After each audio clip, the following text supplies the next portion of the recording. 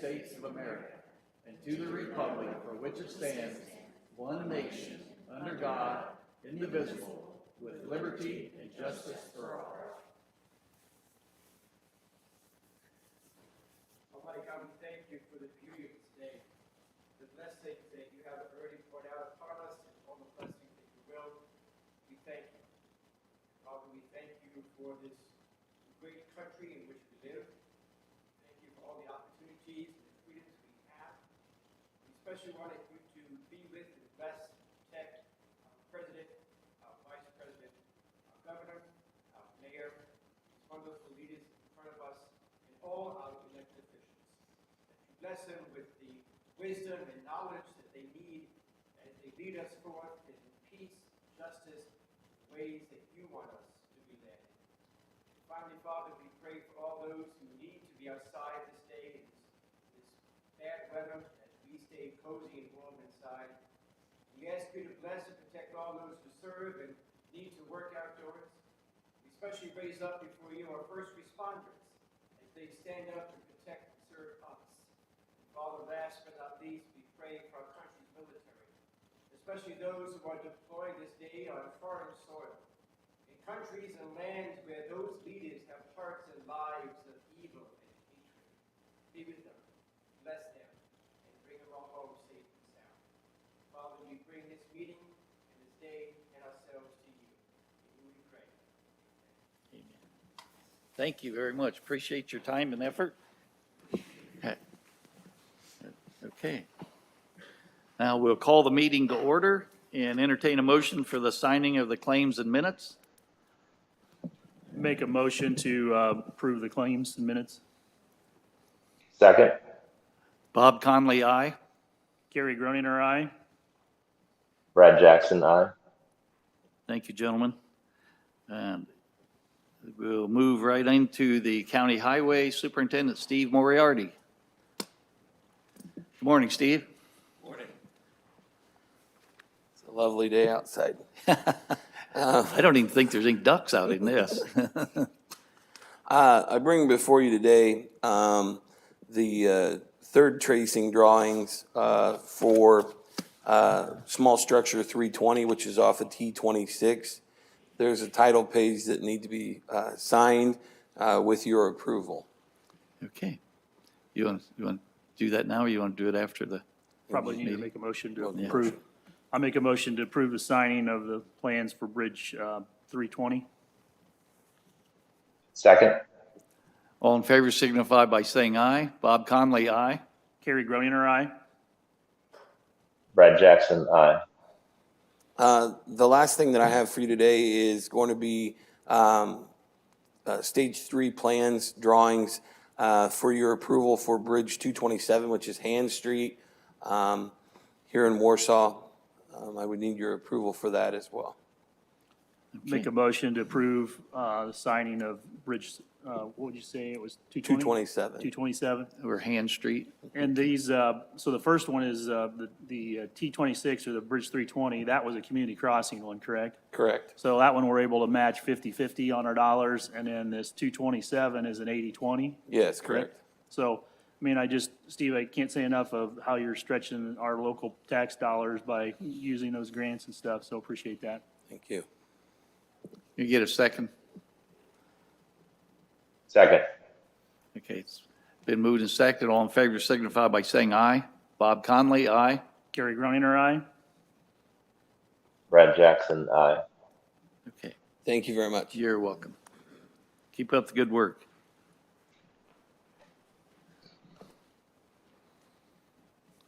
Okay, Lakeland Regional Sewer District. Good morning, Jim. Good morning, Jim Haney with Lakeland Regional Sewer District here this morning to respectfully request that you reappoint Joe Cleland to our board. Joe joined over 4 years ago, currently serves as our vice president and is committee chairman of one of our committees. Okay, very good. Great, well, I'd make a motion to approve. Let's recommend our reappointment of. I would second that. It's been moved and seconded. All in favor signify by saying aye. Bob Conley, aye. Gary Groninger, aye. Brad Jackson, aye. Very good. Thank you. Thank you. Keep up the good work. Beaman Home Executive Director, Renee Sallier. Good morning, Renee. Good morning. Good to see you. Nice to see you. You bet. It's a little low for me. Do you need documentation that I submitted to review? I know I was on the ARPA committee, so I don't know that I need anything. Bob, would you like to see something this morning, or have you No. seen it? It was in our I've- packet. Yeah, I've looked at the packet that we got, so. Okay. So I'm requesting $11,500 that was left over in the $44,000 fund that was granted to the Mary Ann's Place to use towards windows.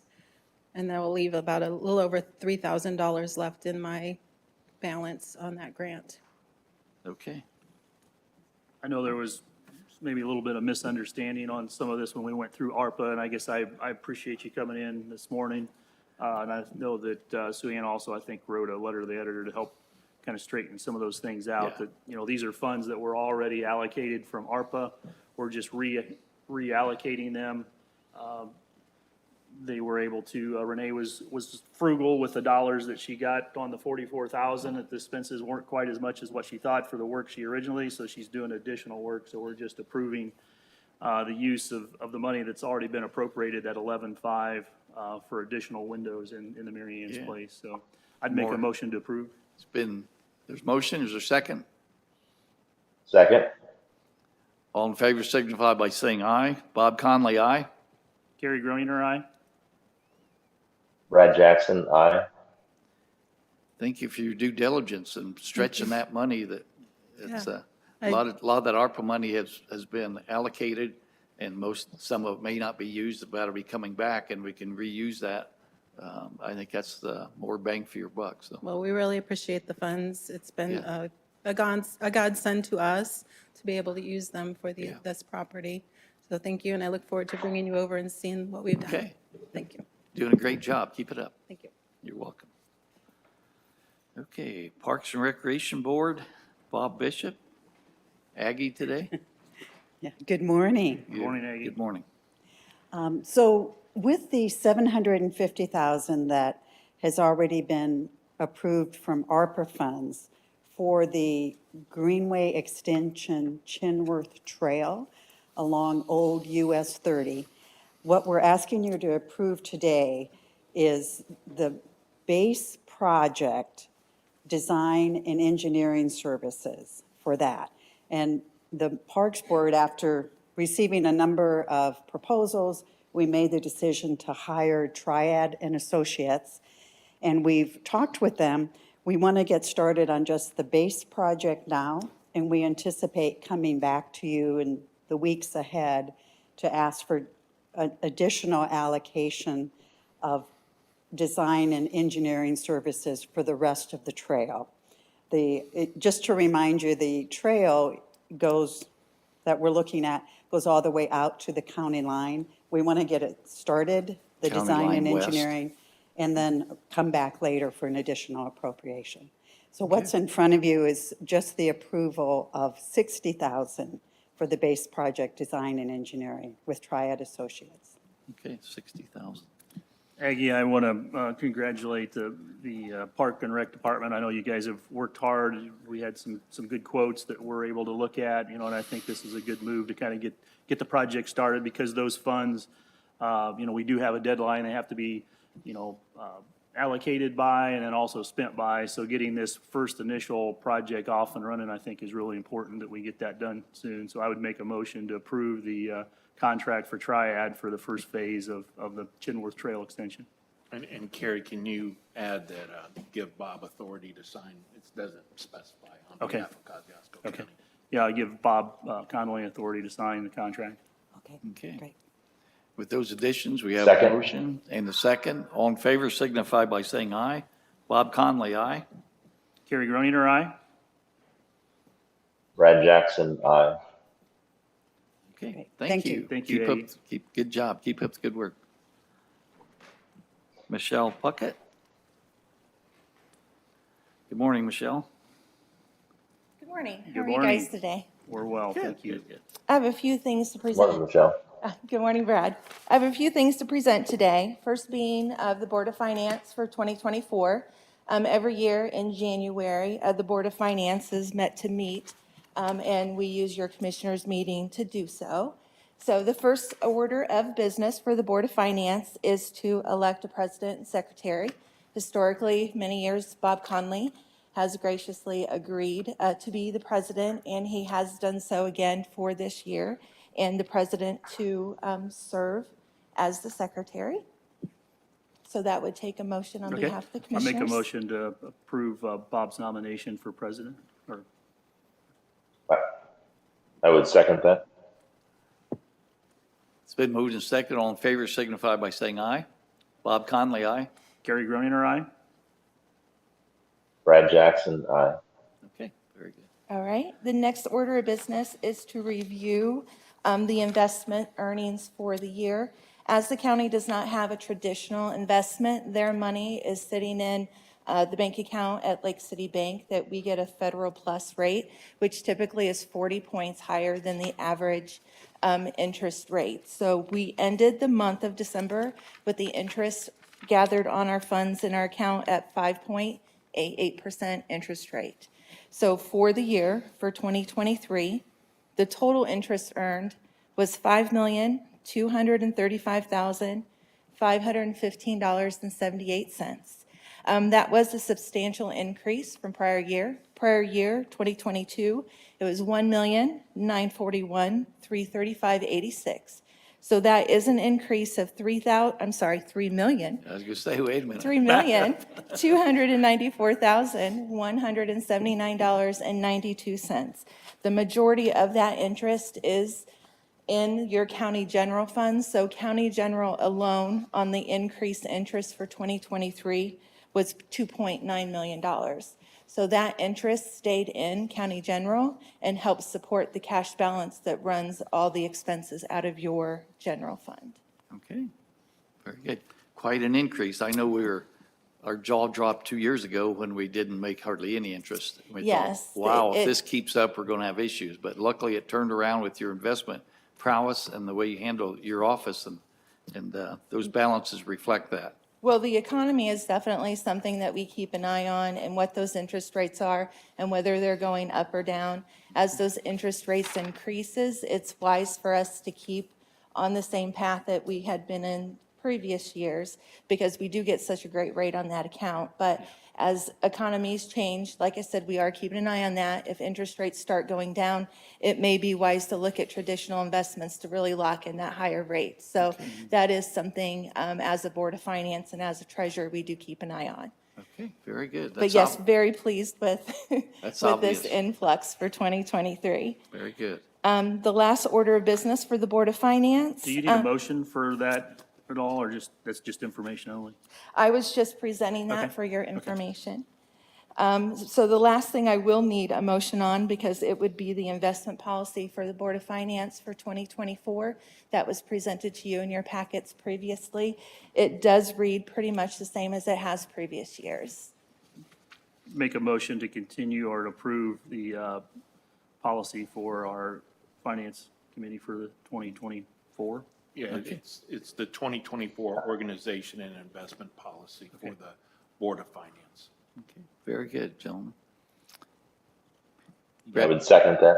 Okay, we have a motion and a second. All in favor signify by saying aye. Bob Conley, aye. Gary Groener, aye. Brad Jackson, aye. Very good. Right, thank you. Thank you, Michelle. And lastly, I have for you the presentation of the cancellation of warrants for the year. So each year, I present to you the unpaid warrants that were 2 years or more past the due date of written. So this year, that total is $11,072.13. With your approval of this, I will present this also to the auditor, so that way the auditor's office can void these warrants, and those dollars will go back in the fund that originally wrote those. Okay, Make a motion to approve the cancellation of warrants as listed. I would second that. it's been moved and second. All in favor signify by saying aye. Bob Conley, aye. Gary Groener, aye. Brad Jackson, aye. All right, thank Very you. good. Thank you very much. Appreciate all you do. area plan. Andrew, good Andy morning. Heltzel with the Area Plan Commission Office. What I'm presenting today is the annual recertification for the NFIP's community rating system. This packet that I filled out is just certifying that we're continuing to implement the activities that we've been doing previously. Kosciuszko County is a Class A community, meaning that residents that purchase flood insurance in this county receive a 10% discount because we participate in the community rating system. Most of the activities are outreach activities, providing brochures and information on flood insurance and documenting when people ask floodplain regulation information, and also keeping and verifying elevation certificates when buildings are completed in this county. Okay. Very good. We need a motion. I did talk to Matt about that, Bob and Terry, just making sure we weren't adding any regulations. He assured me it's not, so I That is appreciate correct. that, We're Andy. not adding any regulation. Okay. And I know that there was some change to some of the floodplain maps, especially up around the Turkey Creek. Was it there, Brad, that you were looking into?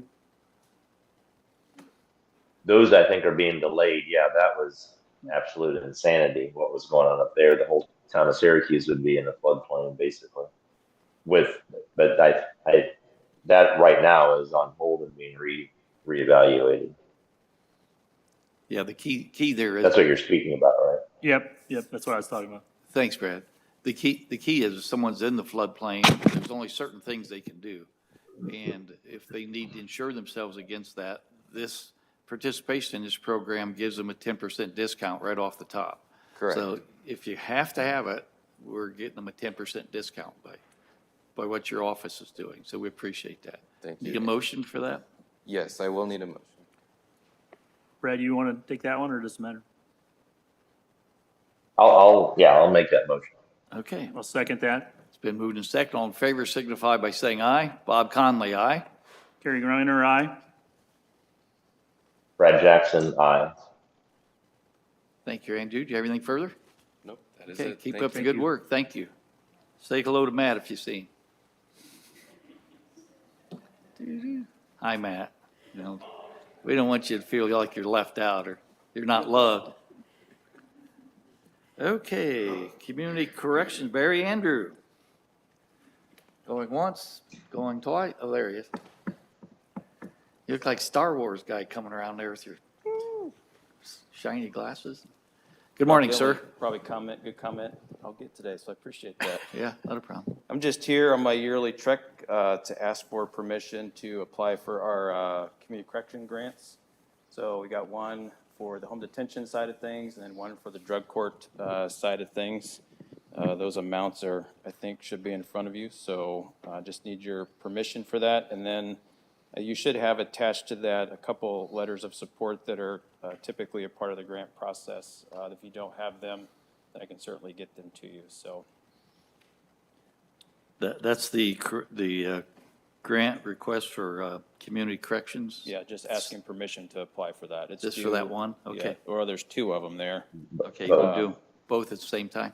Yes, sir. Yep. I think we can do that. That's almost $427,000 in grants, so, That looks about right. yeah. Brad, did you want to make a motion? Feel like I was making all the motions. Sure, I'd make that motion. Okay. Second that. Been moved and seconded. They like to share, that's no big. Want to make sure Brad Takes the feels pressure, loved. takes the pressure off of me, so. Okay, it's been moved and seconded. All in favor signify by saying aye. Bob Conley, aye. Kerry Griner, aye. Brad Jackson, aye. Okay. Thanks, Very- gentlemen. Very Thank you, good. Brad. I've been at Thank you, the Barry. Sheriff's Academy at the Highway Garage with some of your employees. They're getting highly trained, highly skilled through Sergeant Shively in the Reserve Academy, and they're a good group of guys, so hope they work out well for you. Okay. Ed Ormsby, County Attorney. We have for approval some sale documents related to County Road 900 South and Smalley Lane in Claypool. At the last meeting for the commissioners approved the sale of that property. That property had been taken over by the county to do some cleanup with the health department and the commissioners approved putting it back on the tax payrolls pursuant to a sale. You authorized it for a sale as long as it was above $5,000. The winning bid came in at $13,200. The bidder was Nathaniel L. Myers and Raleigh Myers, husband and wife. What we need today is approval of the real estate purchase agreement, the sales disclosure, and the commissioner's deed. You have approved the forms of those previously, but now we need approval for signature of those documents. Okay. I would make a motion for the approval of purchase agreement, sales disclosure, and the deed Yes. of the Smalley Lane property that we have been agreed Okay. to sell. Very good. Is there a second? I would second that. Okay, it's been moved and seconded. All in favor signify by saying aye. Bob Aye. Conley, aye. Gary Greener, aye. Oh, sorry. Brad Jackson, aye. Very good. Thanks for your due diligence on that. I know those people down there have been cleaning that up and taking care of it for several years, and I'm sure they were happy to be able to get that purchase. Okay, County Administrator, Marcia McSherry. Yes, I have one quote here for you to present. It is in the clerk's office in the Justice Building, and this is in preparation for the renovations that will start hopefully by the end of February in that building. IT would like to clean up the electrical and the data cabling in that office. There's 3 rows of cubicles, so they'd like to clean those up. A lot of them are located in inappropriate areas, usually in the floor jacks. They're right under the people's feet or under their chairs, so this would be a perfect time to clean those up. So this quote is from D&D Electric for $10,111. Okay, thank you, Marcia. Make a motion to approve the quote for D&D for electrical work in the Justice Building. $10,011. I would second that. Been moved and seconded. And all in favor signify by saying aye. Bob Conley, aye. Gary Greener, aye. Brad Jackson, aye. Anything further, Marcia? That's all I have. Thank Okay, you. very good, thank you. I know that renovation is going to be quite a process, and to go through these things logically and in order is an integral part of what this contract is for, so appreciate your hard work on that, Marcia. County Auditor, Rhonda Helser. Good morning, Good Rhonda. morning. This is just a correction for expiration date of your appointment for Parks and Rec Board for Matt Metzger. On the original appointment, we had him for 2 years. It should have been for 4 years. So he will be till 12/31 of 27. Okay, very good. Just for our information, correct? Okay. Well, do you need a motion probably? Yes, we Pretty need a much we need a motion. motion to correct correct the our error. term expiration for Matt Metzger, that it's a 4-year term versus a 2-year term. So that term would be a 4-year term expiring 12/31 of 2027. Yes. Okay, I'm glad he's willing to be involved like that. It's a class act. Entertain a motion. Make a motion. I'd make that motion. It's been made and second. Is there a Second. All in favor signify by saying aye. Bob Conley, aye. Gary Greener, aye. Brad Jackson, aye. Thank you. Thanks, Rhonda. Is there any office holder, department head to have business with the commissioners this morning? Speak now, forever hold your peace. That was funny, wasn't it, Daryl? Let's say it. Okay, very good. I'm glad everything's working well. Our next meeting will be in 2 weeks, February 13th, in this room at 9 a.m. Thank you.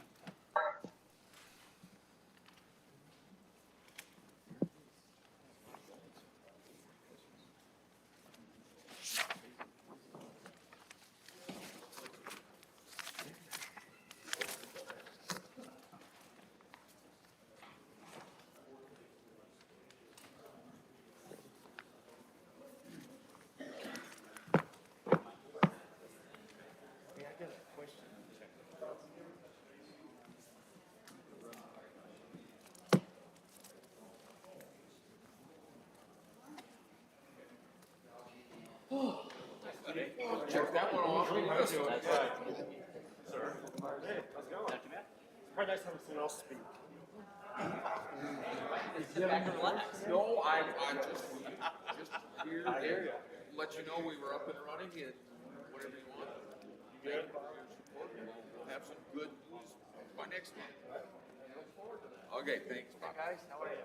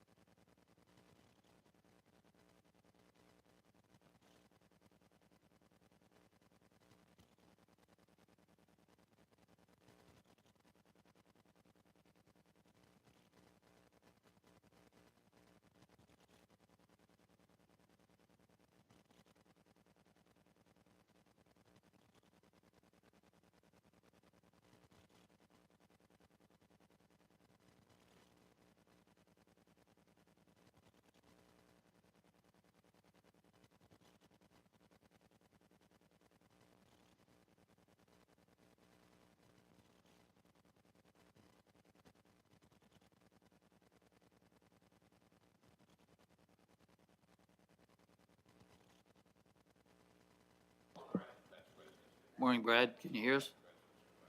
No, we can't hear him. He's moving his lips. There he goes.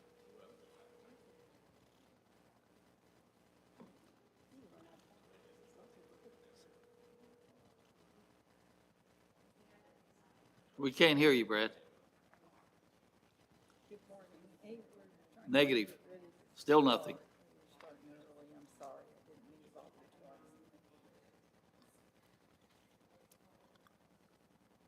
Negative. Still nothing.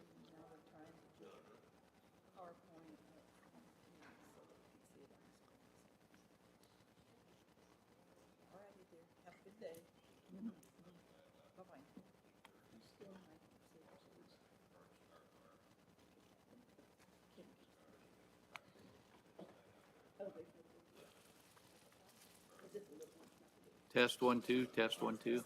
Still nothing. He doesn't know what to do.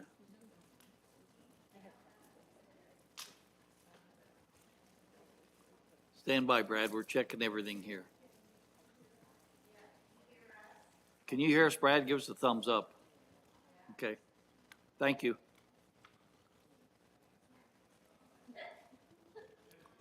Emoji thumbs up.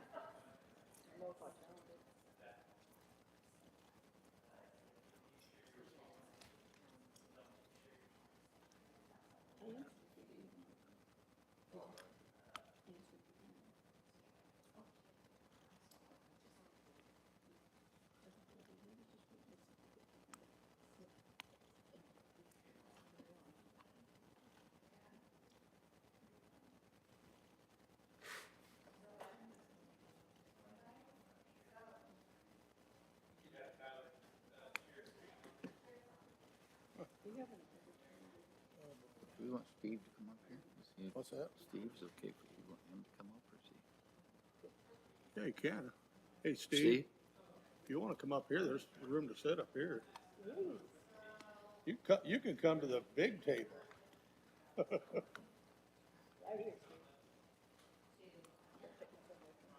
you go sit by Joni, you gotta behave yourself. Otherwise, I'll tell stories. Here's a, Hey, Blake, are you resting post-football season now?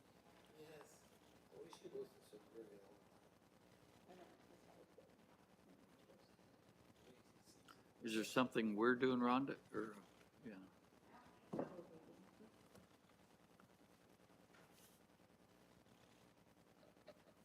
Brad seems to think he's done everything he can do on his end, right, Brad? Okay, gotcha. Okay, he did a thumbs up. Does that mean he can now hear? Yeah, he can hear us, but we can't hear him. Can't hear him. Yeah. He can always chat in. Well, he has to do more than she.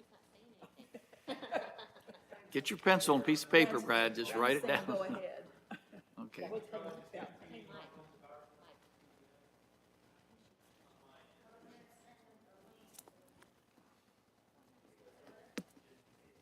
Oh, it should be probably,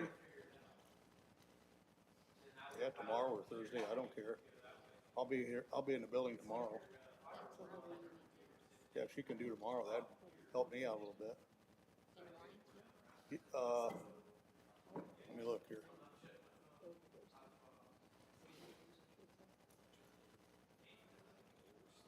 It would have to be 1 o'clock. If you wanna do morning, just do Thursday. Cause I've got back to back until 1. Yeah. Okay.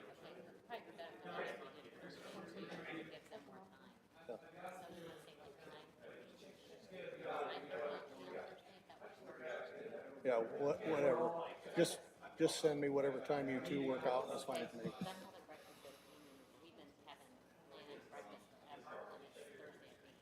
Okay.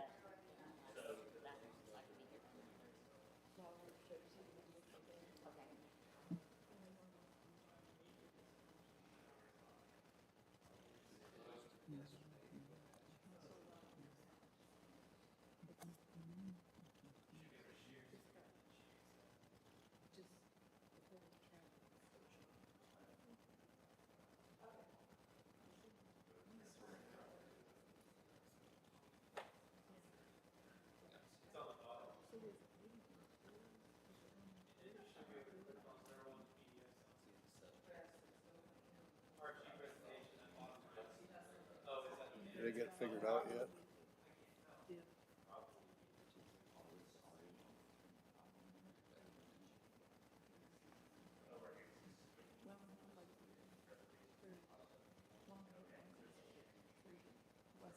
We just had him up for the commissioners meeting on what the big deal is. I think it's when they tried to add PowerPoints or something.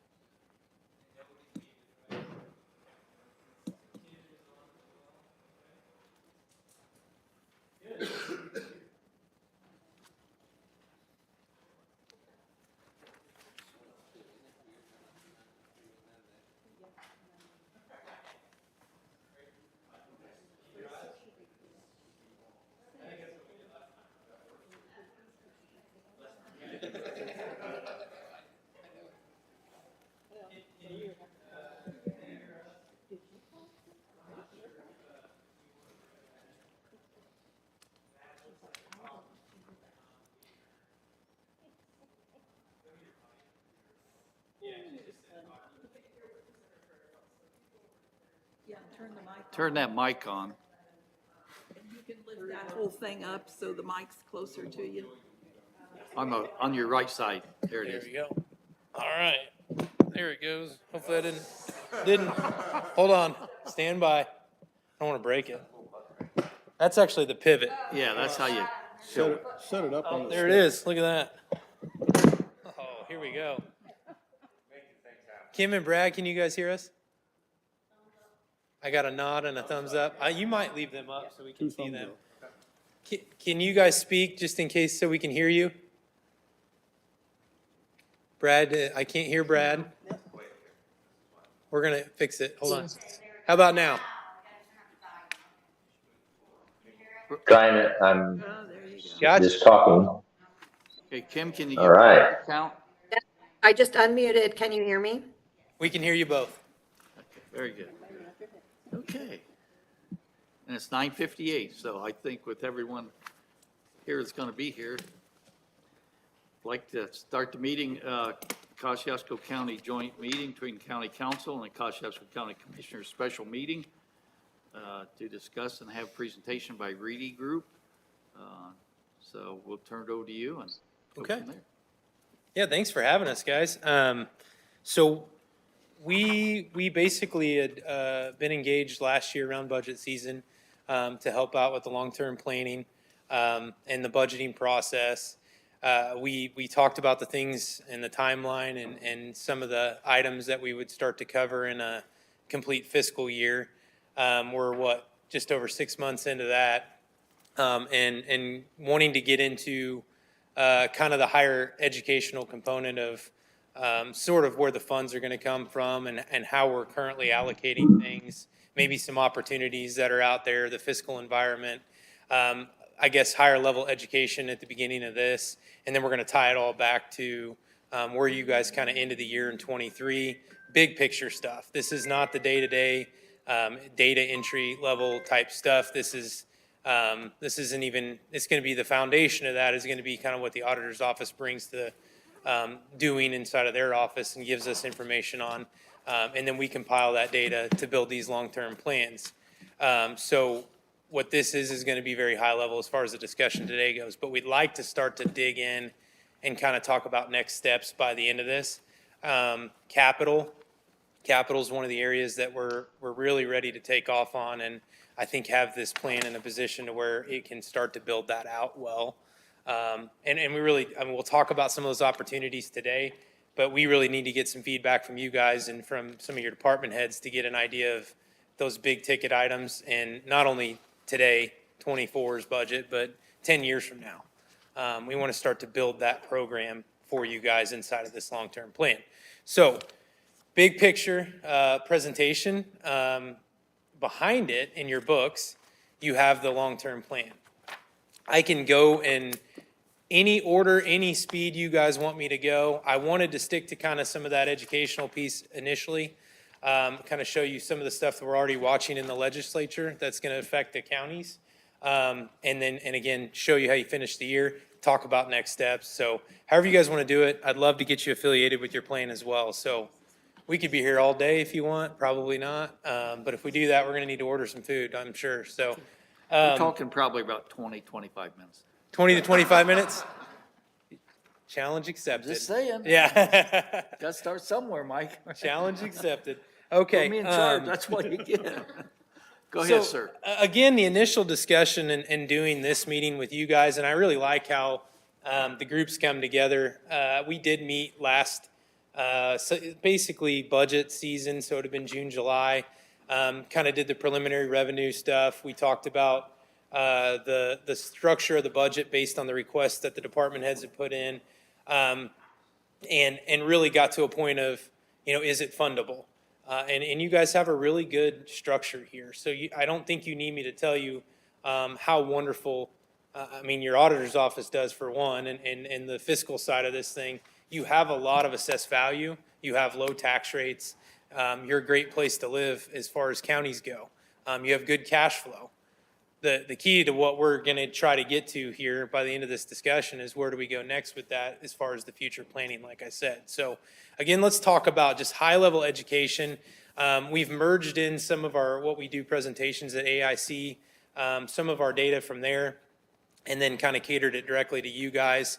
So again, hitting the annual timeline, we talked about that last year. Current fiscal environment, some of the things we're seeing going on right now, and even some of these preliminary bills that we're seeing at the legislature. I want to talk briefly about revenue sources. I think you probably generally have an understanding of property taxes and how they work. I just kind of want to give you the three different buckets of those.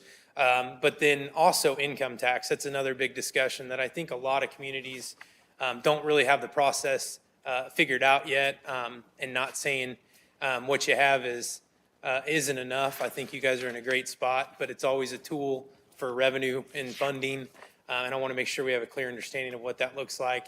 And then some of the other ancillary revenues you guys receive. I also want to talk briefly about TIF kind of being a tool that you could potentially use as we discuss capital toward the end of this thing. We do have a bit of a presentation piece on the TIF part. That's something that we kind of leave in these presentations for you. If we're not here, you guys can look back at that and have a full understanding of what we were trying to get to. So don't need to dive into the weeds too much unless you want to. But again, I'll roll through this. You direct me as you want to, as far as if we want to nerd out on any of the specific topics or not. And then we'll bring it all together with the plan and then next steps. So that's kind of the structure of this thing. So where are we at right now? January to March, year-end financial position. We're going to start gearing up for the incoming budget. Capital plan updates. I like the idea of doing that earlier and earlier in the year, but in theory, what we would try to do is have our capital improvement program for the next 5 years built out and funded by the time we get to May. That's the key for us. We want to have numbers with funding sources, and I'll show you what that looks like from a actual representation in the book. It's not actually your guys' stuff completely at this point because we don't have all that detail. But it's very, very close. So what does that look like? Where do we need to get? And basically what that does is it transitions right into your budget when it gets done. So April and May, we'll be finalizing that stuff, going over the first quarter financial position and that information. Sometimes that gets merged with that budget process and actually receiving information from department heads on what they need for their budgets this year. One thing we've developed, and I actually spoke to some folks at, I think it was actually your old auditor. She's the treasurer now, is that accurate? Or sorry, where am I at? Did I speak to you at that? So we talked about, yeah, well, that's good. I'm glad you're here. Sorry. I think we spoke for like 20 minutes at the AIC conference, but we've rolled out, it's basically an employee compensation program. You could call it a matrix. I'd love to show you guys that as we roll into the year here and get capital finished up, but it's basically something that we're going to try and incorporate into our budget process, all inside of the same program that we're doing right now. But basically, it gives you that long-term vision of compensation. It gives you the ability to look at everybody's baseline. It gives you the ability, and I was going to talk about this later too, but we'll just dust it off now. How does a longevity scale look for our employees? How are we rewarding employees that have been here for 15 years versus those that have been here for 1 year? How are we on parity between departments? Things like that. We found that that's been one of the biggest things that our clients across the entire state have told us in the past year, that they want to figure that out. So we not only do that, but we also create the raise component. So we've built this in a way that you could say, okay, what does this look like for every employee in every department at a molecular level, detailed level, for the next 5 to 10 years even? You know, if this employee started this year, what would they be getting paid over the next 15 years or however long you do that longevity scale? And then what can we afford to give them on raises on top of that, basically countywide? So it's a pretty cool system. The idea for us was we could create efficiency on two of the most difficult things you guys have to budget for. And that's your personal services with your salaries and wages. And it would also include per FICA Medicare. You have health insurance and all that. It would be all baked into that. So we essentially have that budget done before we get to budget season. And we'd also have capital done before we get to budget season, capital season. So supplies and other services and charges are your last two. And from there, the department heads would have their input. There would be transparency. And that's the key to this. It gives your department heads clear transparency. It gives your constituents, it gives you guys a better understanding of the whole program. So makes budgeting easier. So that's the whole idea behind that. That would be between that April and August period. And obviously in July, August, you're really starting to gear up for budgets, finish our budgets, and then you get to October, November, hopefully getting them approved by the DLGF. We've received all of our information back from them and kind of see how we're gearing up for year end. So that's the program as a whole, just kind of dusting that off. We met on that last year. This next slide, we just put these in here for you guys to kind of have a heads up. We have a committee in our office that actually keeps track of House bills and Senate bills that are being proposed, in this case, ones that are affecting counties. Some of these might have an impact on you guys as a county.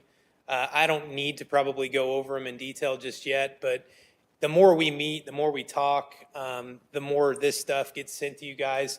If anything got passed that could potentially be negative or beneficial, we're going to be sending it out to the group type thing.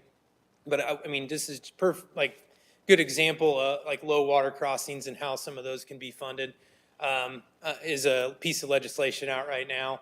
And then there's some legislation on the RDC funding for police and fire expense, something Matt was going to talk about in the TIF section.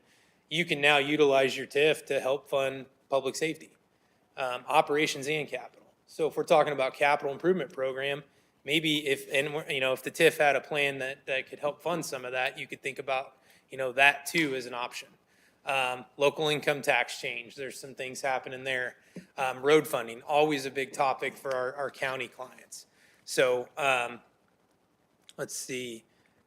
I don't know if there's any of them I really want to hit on. Tyler, do you got any you would want to emphasize here? I'm not. That's an interesting one.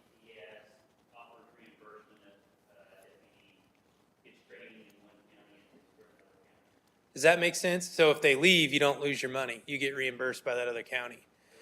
Whatever he said, we could not hear. Whatever Pardon? he said, we could not hear. We could not hear what was just said. I don't know where he was according to the mic, but whatever he just mentioned, we could not hear. Got it. Okay. Okay, I see.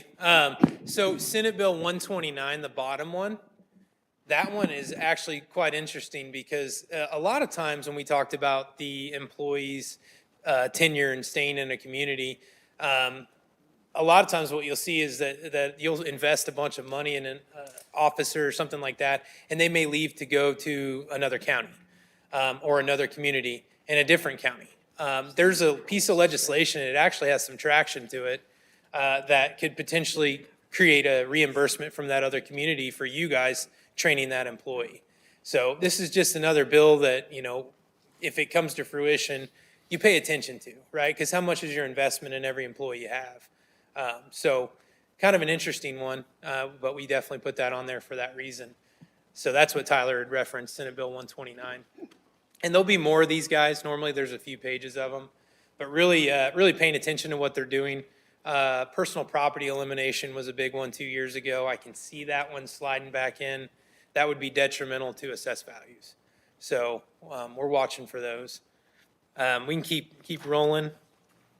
So here's one that's specific to you guys, and it's actually in this area, I believe, Plain Township. Really what we're trying to demonstrate in this table is the current tax environment. We're seeing, and this hasn't been updated for 24 because we technically don't have those bills out, but what we're seeing is tax rates going down. And you guys have a pretty low tax rate, so you may not have constituents coming to your meetings and asking what's going on. But tax rates are going down, but taxpayers are paying more. And I've mentioned this in the past when we first met, but I really like all of our clients to have some understanding of this, just in case somebody does come to a public meeting asking what's going on. But essentially what's happening is the inflationary adjustments we're seeing on homesteads are getting us to market value. So essentially what your home should sell for. So what happens is they inflate that AV on homeowners, and we're seeing property taxes driven down because our AVs are going up, our tax rates, but yet those homeowners are paying more because their values are going up. Does that make sense?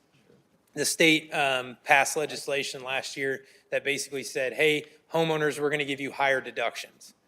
So you're seeing that in play now. So what we're seeing is gross assessed values going way up, but our net assessed values staying somewhat flat. So that's been really interesting to see in 24. So we're keeping an eye on that, but that can certainly impact your guys' tax rates. If your AV stays flat, your net assessed value stays flat, your tax rates can potentially go up a little bit. Again, not a substantial issue. You don't have a lot of tax caps, very little, in fact. So just pointing out that that's the environment. If anybody comes to talk about it, there's some information.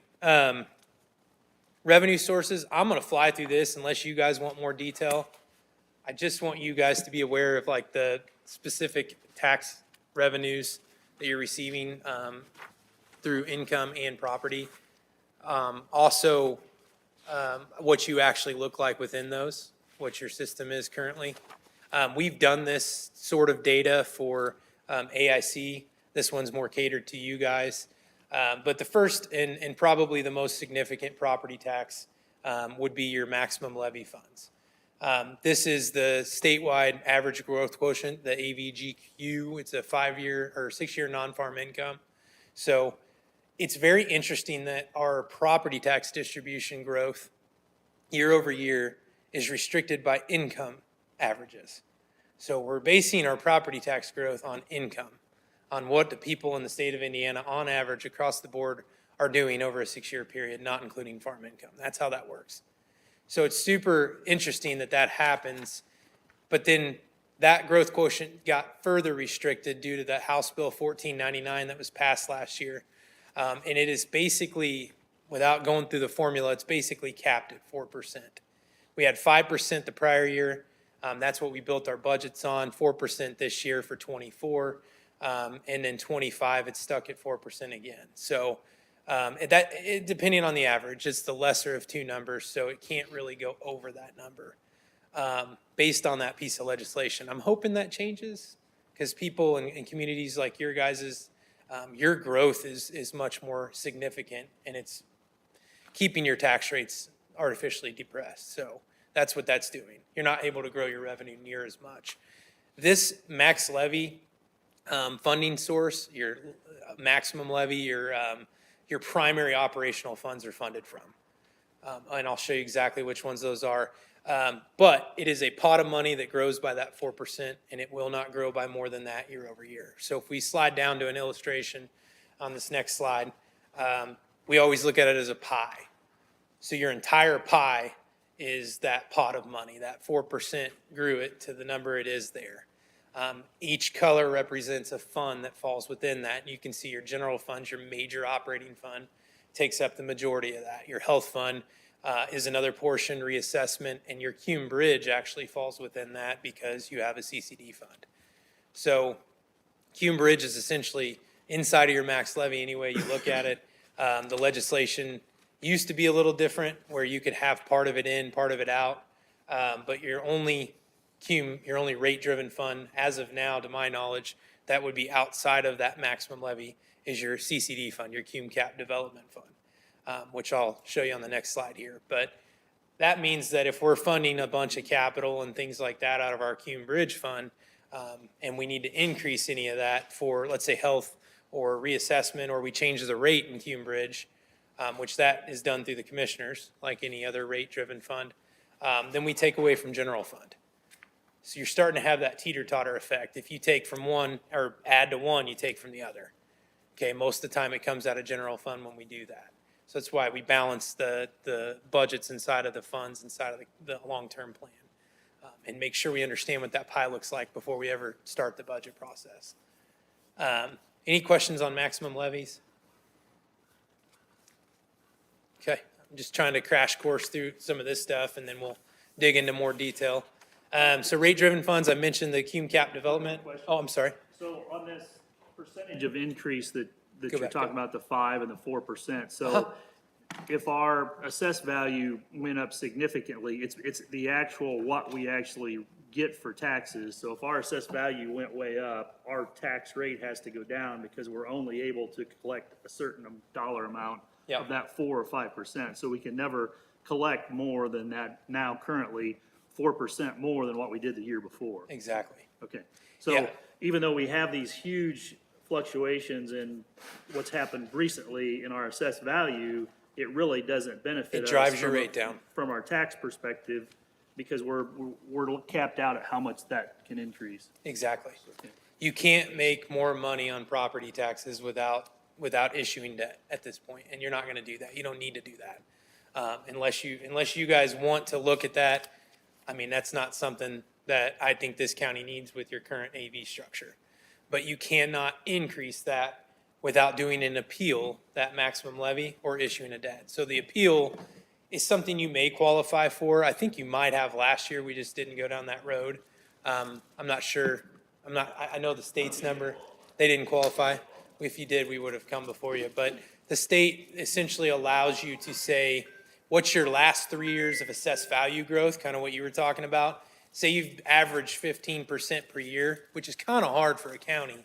You're talking about $8 billion in tax levy. That'd be huge. If you've averaged something really big like that, you can have the ability to appeal above and beyond whatever the state's average was. This year, the state's average jumped up 15% because of that. Remember the part I just showed you with the assessed values are climbing, homeowners are getting a market value, things like that. That artificially drove their number up, in my opinion. So they don't get the same cap we do? They do a statewide average, which used to influence. Now they still have 4%. The maximum levy is based on the income component, but the assessed value, though, looking at it statewide and kind of considering how they do this levy appeal calculation, they look at their formula a little different, and they have an average that they compare it against. So again, you might have been close on that, but you guys do have great AV growth, and you've had really consistent AV growth. But as Carrie just said, as your AV grows, all it does is drives your tax rate down, and we'll show you exactly what that looks like here in a minute. But that's a great point. Therefore, you're not receiving anything more than that 4% in that growth of that pot right there. Even though inflation from our wages and all our operating expenses are climbing at a lot faster than 4%. Yeah. I mean, 11, 12, 15% in some cases, depending on what you're doing. Think about the capital assets. That's the thing, like, we're really dealing with right now. I've got a lot of highway superintendents from counties that are calling me for meetings to talk about, we anticipated our plan to be this last year, but it's this now. What do we do? And it's, the state's making some concessions to help out, like the community crossings matching number went up to 1.5. We want to make sure we get that every single year here. You have the cash flow to do it. We need to hit it. which we'll talk about that in some detail too. But no, but yeah, really good question. We're restricting to now our AV because that 1499 legislation that was passed last session, it basically, again, increased the amount of deductions that our homeowners have.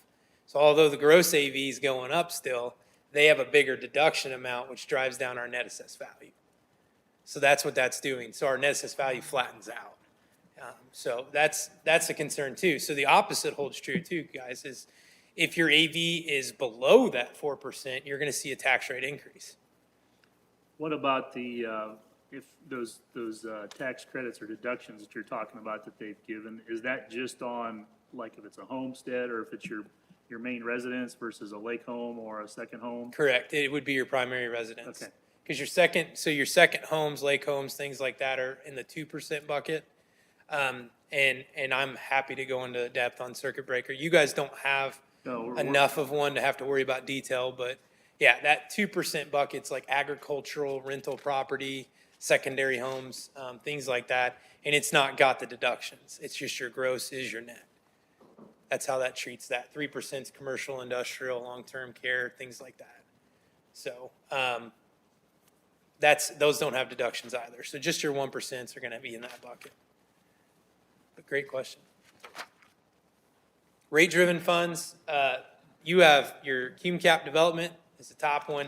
It's capped at 3 1/3 pennies, which you're already there.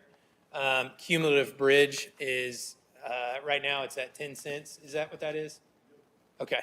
And then, I think the cap on that's 20 cents. So it's pretty high, but you don't really, again, you increase that, you take away from general fund because that's inside of your maximum levy. So just to be clear, that's the balance with that you have to look at. These funds get a maximum rate. Once they hit that rate now, the legislation also changed on this. They used to trend with AV. Like Carrie was saying earlier, if AV goes up, they used to drop. The rate would go down to keep your levy the same. Now they just stay where they're at. So cum bridge is set by the commissioners. It really doesn't change at all unless you guys pass ordinance to change it. So again, that's generating funds primarily for capital purposes. And then your cum bridge also probably includes employees, things like that, for that bridge department. So oftentimes matching things like that for the grants, the 80/20s that you'll probably get on large bridges. So again, rate-driven funds, they're capped by a rate, and whatever your AV does gives you the revenue off of that. So if we project revenue to go, or AV to go up, revenue is going to follow to some extent. I know that this is an area, I mean, me and Steve, we just had a strategic planning meeting yesterday, and I know this is an area of being able to maximize those grant opportunities through NDOT. This is an area, even though our balances look really strong right now, we've got 5 NDOT bridges in the queue. We're up to 7. You know, so we still don't have enough money. In fact, we did not file for one end of last year because we were worried about not having enough cash to be able to cover that obligation. So I know whether or not it's increasing the cum bridge or whether or not there's another bucket we need to be talking about. I just know from a perspective, if we're getting 80/20 matches from NDOT on bridges, we need to figure out how we can maximize that, kind of turning $1 into 5. So. Right. Well, we strongly encourage that. And for us, and to that point, for us, we need to just know what that plan needs to look like and then tell us what 80/20s look like, which ones you're going to apply for. We'll go and try to find the funding in the capital funds, the areas that can fund capital, on top of the funding for all the other capital, and then sit down and say, okay, here's where we're short. Here's our cash flow opportunities. You know, right now, if we take out capital in future years that you might not see being a consistent item that you buy every single year, in some of these funds that are currently funding capital, your economic development fund has flexibility, your CCD fund has flexibility. There's areas where you have flexibility right now to help fund some of this stuff. And then to Carrie's point, with doing grants, it's imperative that you get the money that's out there. That's the number one goal, is to get your appropriation in place. Those tools, we got to use those tools. Exactly. To be able to. Take the 1.5 that they're giving us this year. Right. Yeah, that's why we want to build that program out to get that 1.5 million. So we'll have to match at 3 million. So we'll have to put a 1.5 down ourselves And then we can use that CCMG money for bridges and roads. Preservation, maintenance, and rehabilitations of bridges and roads. That's what they say all the time. So, but yeah, there's opportunities that are in your plan right now for future years. I just want to sit down with you guys and understand what that list looks like, and where we can start to look at it coming from. That's the big thing. I mean, even, and I don't want to jump way too far ahead. We're probably going to hear some redundancies later on because I'm getting excited about that stuff. But your general fund, I mean, you guys have so good of cash reserves in your general fund, you could potentially structure capital back into it to be able to help for things like this. So it's just, and it could be a year-to-year thing. It could be an annual thing that's just consistent across the board. But it really is boiling down to what that overall plan needs to be. So once we kind of get that in place, you know, we can really start to do some neat things. So until we get that all figured out, I mean, Carrie, when you said you weren't sure, you know, that there would be enough money, but we have over $10 million in one of the funds, and that fund could be used to pay for bridges. Which fund? I don't know. which one it is. I've got your. It's the I think you're thinking of CCD. CCD. I think those CCD are, has over 10 million? I think those are the things that, at the time, we didn't have all the knowledge that we Okay. needed to, that Okay. we're not gonna let that happen again. Okay, no, I'm just thinking And- out and- loud that, yeah, we have the money, we could Mhm. make those work. And that's the thing too. That's a great point. Like in financial planning, the long-term plan side of this, it's okay to spend down some cash if you're going to save money on interest and things like that from not doing debt. It's totally okay. I have a great client of mine that is super debt adverse. I've been with him since like '06. And what we worked out with this superintendent who's retired now is that we're essentially going to build this bridge fund to escalate, get a bunch of cash, and then spin down, and escalate and spin down. And that's what we do. We've done that for almost 20 years now, and designed it in a way that it's really, really worked well. Now they're the ones that have come to me recently saying, hey, we planned for this, and now it's this, what do we do? So they've been able to build up other areas while that escalation and spin downs happen. So planned spin downs are okay. It's just, if you see your cash reserves going down, it's not something to be frightful about if you know where it's coming from and why it is. It's when you don't know why it's happening. Yeah, especially if you're spending on capital, it's not a reoccurring Right. expense, that you can stop the bleeding if Yep, you see the cash levels going too far. exactly, yeah.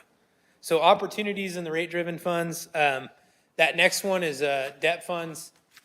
Just another, this is your third type of property tax. Again, this isn't something we would propose to you guys unless you really came to us with something that needed, like you had to do you talking about like a $40 million jail redo or something. That's different. Then you start talking about that this is a tool to be able to make something large like that happen. And then we also talk about what do we do to make something like that happen with the minimal impacts to the taxpayers, to the tax rate. There are plenty of ways. I mean, you can see there's revenue bonds on there. Matt and I were talking about it on the way up. I believe your TIF fund is the only thing you have debts on right now at any point in the county, which is really cool. So that's a revenue bond. It's basically taking the revenue it receives and it's funding those debt payments. You're not using what we call ad valorem property taxes to fund debt by increasing property taxes. Income taxes would be another type of revenue bond that you could use the cash flow from income taxes to do things like that. Again, unless this long-term plan has a big capital item that is just, there's no way to get over that hurdle without issuing debt, I don't know that you're going down that road right now. I think TIF is only one area that maybe if you looked into that in more depth, you could see that sometimes debt's more of a tool in that type of thing. But again, it's a revenue bond. You're not raising taxes. And again, Matt's going to hammer that pretty good here in a minute. And that Pardon? TIF debt that we have is not really our debt. No. It's Yeah. somebody else's. Yeah, I remember that from our first conversations on that. So Yeah. The Dreyfus Yep. TIF Yep. is, they paid the bond, and I believe True Point. True paid Points also, theirs. yes. That's what I meant by tool. So it's a tool that you guys don't have to have the obligation of. And you can do that with TIF. With a sound financial plan inside of your TIF, you can do a lot of things like that. So, And just for the record, to update the council and commissioners that the Milford TIF that they're looking at will be structured exactly the same. So we would not have any liability with that also. So developer-backed type deal. Okay. I think we lost Brad. Brad just checked out on the box there. Kim kicked him out. So, okay, so I'll skip off of that. I'm going to talk briefly about the tax caps, circuit breaker. I just want to make sure you guys have an understanding. Is anybody not familiar with circuit breaker? Tax caps, anything like that? Okay, so basically, as quick and dirty as we can go on this one. Prior to, and I guess we're blocking out, Brad's back, we're blocking out that bar on the right, so you might have to look at your graph here, but essentially on the left side, it's pre-2007 law, right? So circuit breaker was implemented in legislation in 2008, phased in fully by 2010, and what it said is our taxpayers cannot pay over a certain percent of the gross value of their property. It's 1% for your homeowners, it's 2% for it follows those other tax classes. Your agricultural and non-residential, your rental properties, and then 3% is the commercial, industrial, and all others. So what that's saying is if I have a $100,000 home in gross AV, I can't pay over $1,000 in taxes. That's it, period. So if I have a $2 tax rate and I should be paying $2,000, the units of government in my community are not collecting that extra $1,000. I only pay the $1,000. This extra $1,000 is just uncollectible. That's what that bar represents. So post circuit breaker, this is an average of every county in the state of Indiana as of 2023 data. We don't have 24 yet. Post circuit breaker, essentially 6% on average of tax levies that were certified and approved by counties and the DLGF were not collected. So that means that if I had a $10 million, in this case, a $10 million tax levy that I was hoping for, I'd only collect 9.4. In some communities, even in some counties, I know Delaware County has a really tough circuit breaker situation. That's 30%, maybe 40%. We work up in Lake County, it's high up there. So if that's 30%, I've got $10 million in tax levy, I'm trying to budget a $10 million budget on, and I don't have $3 million of that to fund my budget. So how do I come up with the revenue? And it's a huge constraint for some communities. Your guys' is like 1.6%. It's nothing. So it's super manageable. That's why I would never recommend doing a detailed analysis of circuit breaker here.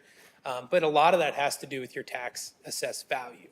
So you have $8 billion in assessed value.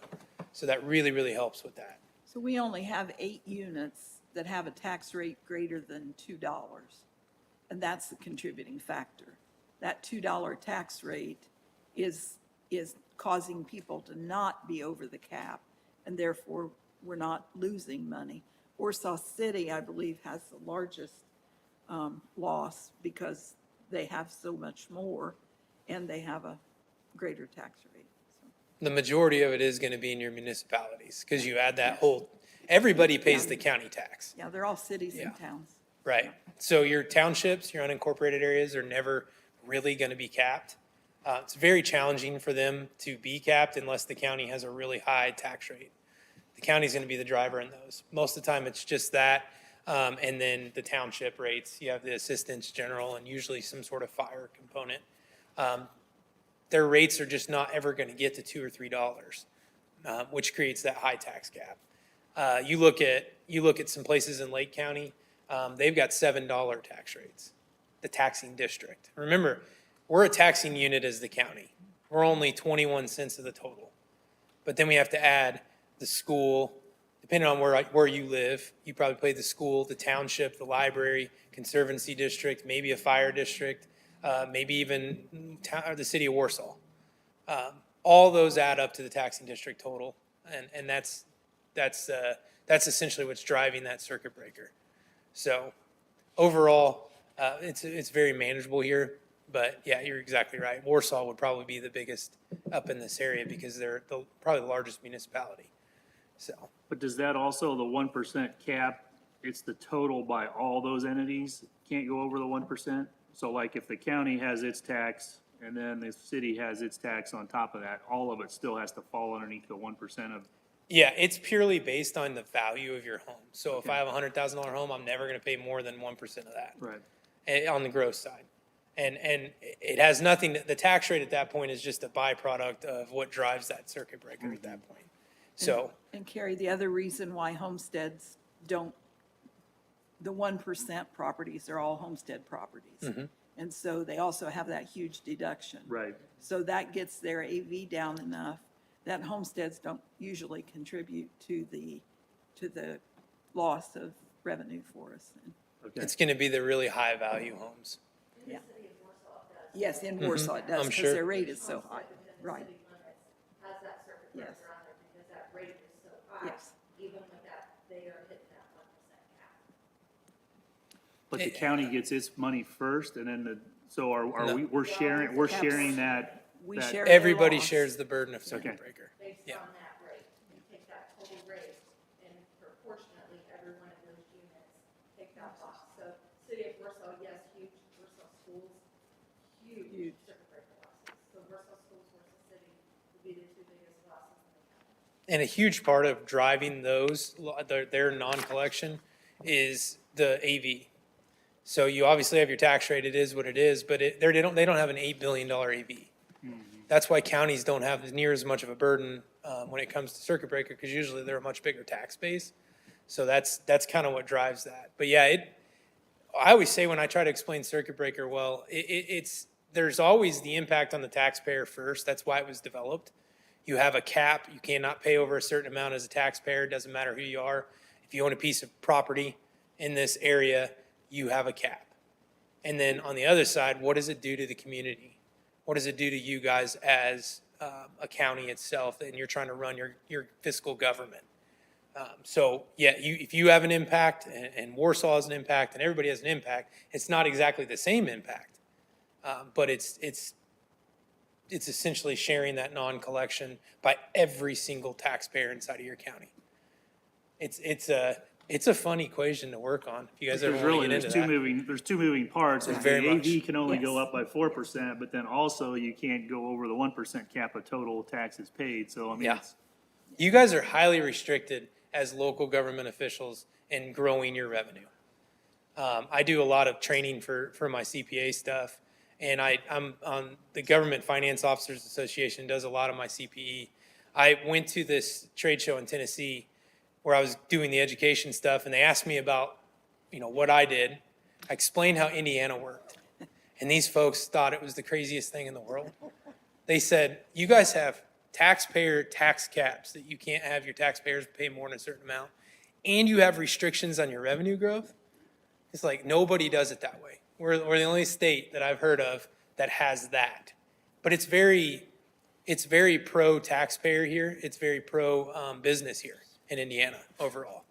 So there's a reason for it, and it's been developing for many years. But I find it interesting learning about other states, and a lot of them do more referendum-based and things like that. So taxpayers vote on what they want to pay, which could be bad too. So, but yeah, this is a wormhole conversation, is what I always say. You can go a lot of different ways. You guys probably all understand that, but love to talk more on it anytime you guys want to. I'm going to go down another wormhole conversation real quick on local income tax. I've been doing a lot of discussions on income tax recently because of these restrictions we talk about with revenue on our property tax side. Can't grow your revenue more than the 4% on your major operating funds, while our inflationary components are going up substantially. Well, one thing that does shift with income, with inflation, is income tax. So essentially, what we're doing is we're all paying into people who work and who get a paycheck, pay into whatever the county's income tax rate is. It goes into a pot at the state for all 92 counties. Everybody has one. So Kosciuszko County has a sum of money in this pot, and it has to have a balance of at least 15%, basically of the distribution value, or the amount that they distribute back to the county to spread out to all the units. I'm trying to give a high-level understanding, but again, this could be a lot of detail. Now, how does this work? The reason why we can say that income taxes are certified is because we've been collecting our income taxes nearly 18 months prior to the days that they're distributed. So this is what we're trying to illustrate here. So July 1 to June 30th, July 1, 23, we started paying for 2015's distributions. So as of June 30th, 2024, the state has the pot of money that we have distributed into our account. It's called a trust balance.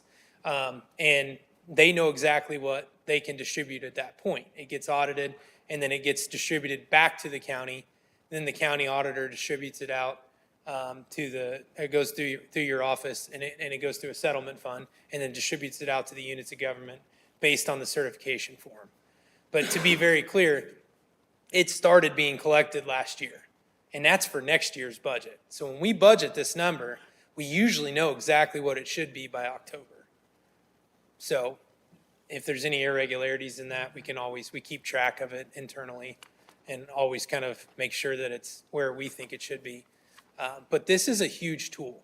This has become the second major source of revenue for funding our operations and capital inside of our communities over the years. And quite frankly, I think the DLGF has changed, or the legislation, I guess I would say, has changed in a way that it makes it more pro-income tax to caveat the non-pro property tax, if that makes sense.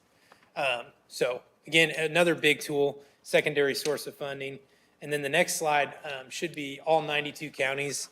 This is the 24 rate distribution chart. We like to show this for big data, but you guys are that orange circle on the bottom left. You're the 83rd lowest income tax rate out of 92 counties as of 24. As long as nothing changes mid-year, that should be this way for all year, which is great. I mean, another caveat for you guys to talk about, especially with the constituents and whatnot. Hey, we keep taxes low here, and we manage our budgets within those taxes. So if you want to go down some of I'll kind of high level this, some of the details of income tax, they have what they call the expenditure rate. That's the 2.5% orange line. That expenditure rate is any rate that you have that is essentially generating dollars that are budgeted for inside of your budget. That's the easiest way I can put that. The different types of things that you can do within that are certified shares, which goes into your general fund. Those are sent to every single community, including your townships. And are we a Coed or Cadgett County? Do you guys remember? Coed? Good. Okay. So that makes it easier. So schools don't receive it in their formula.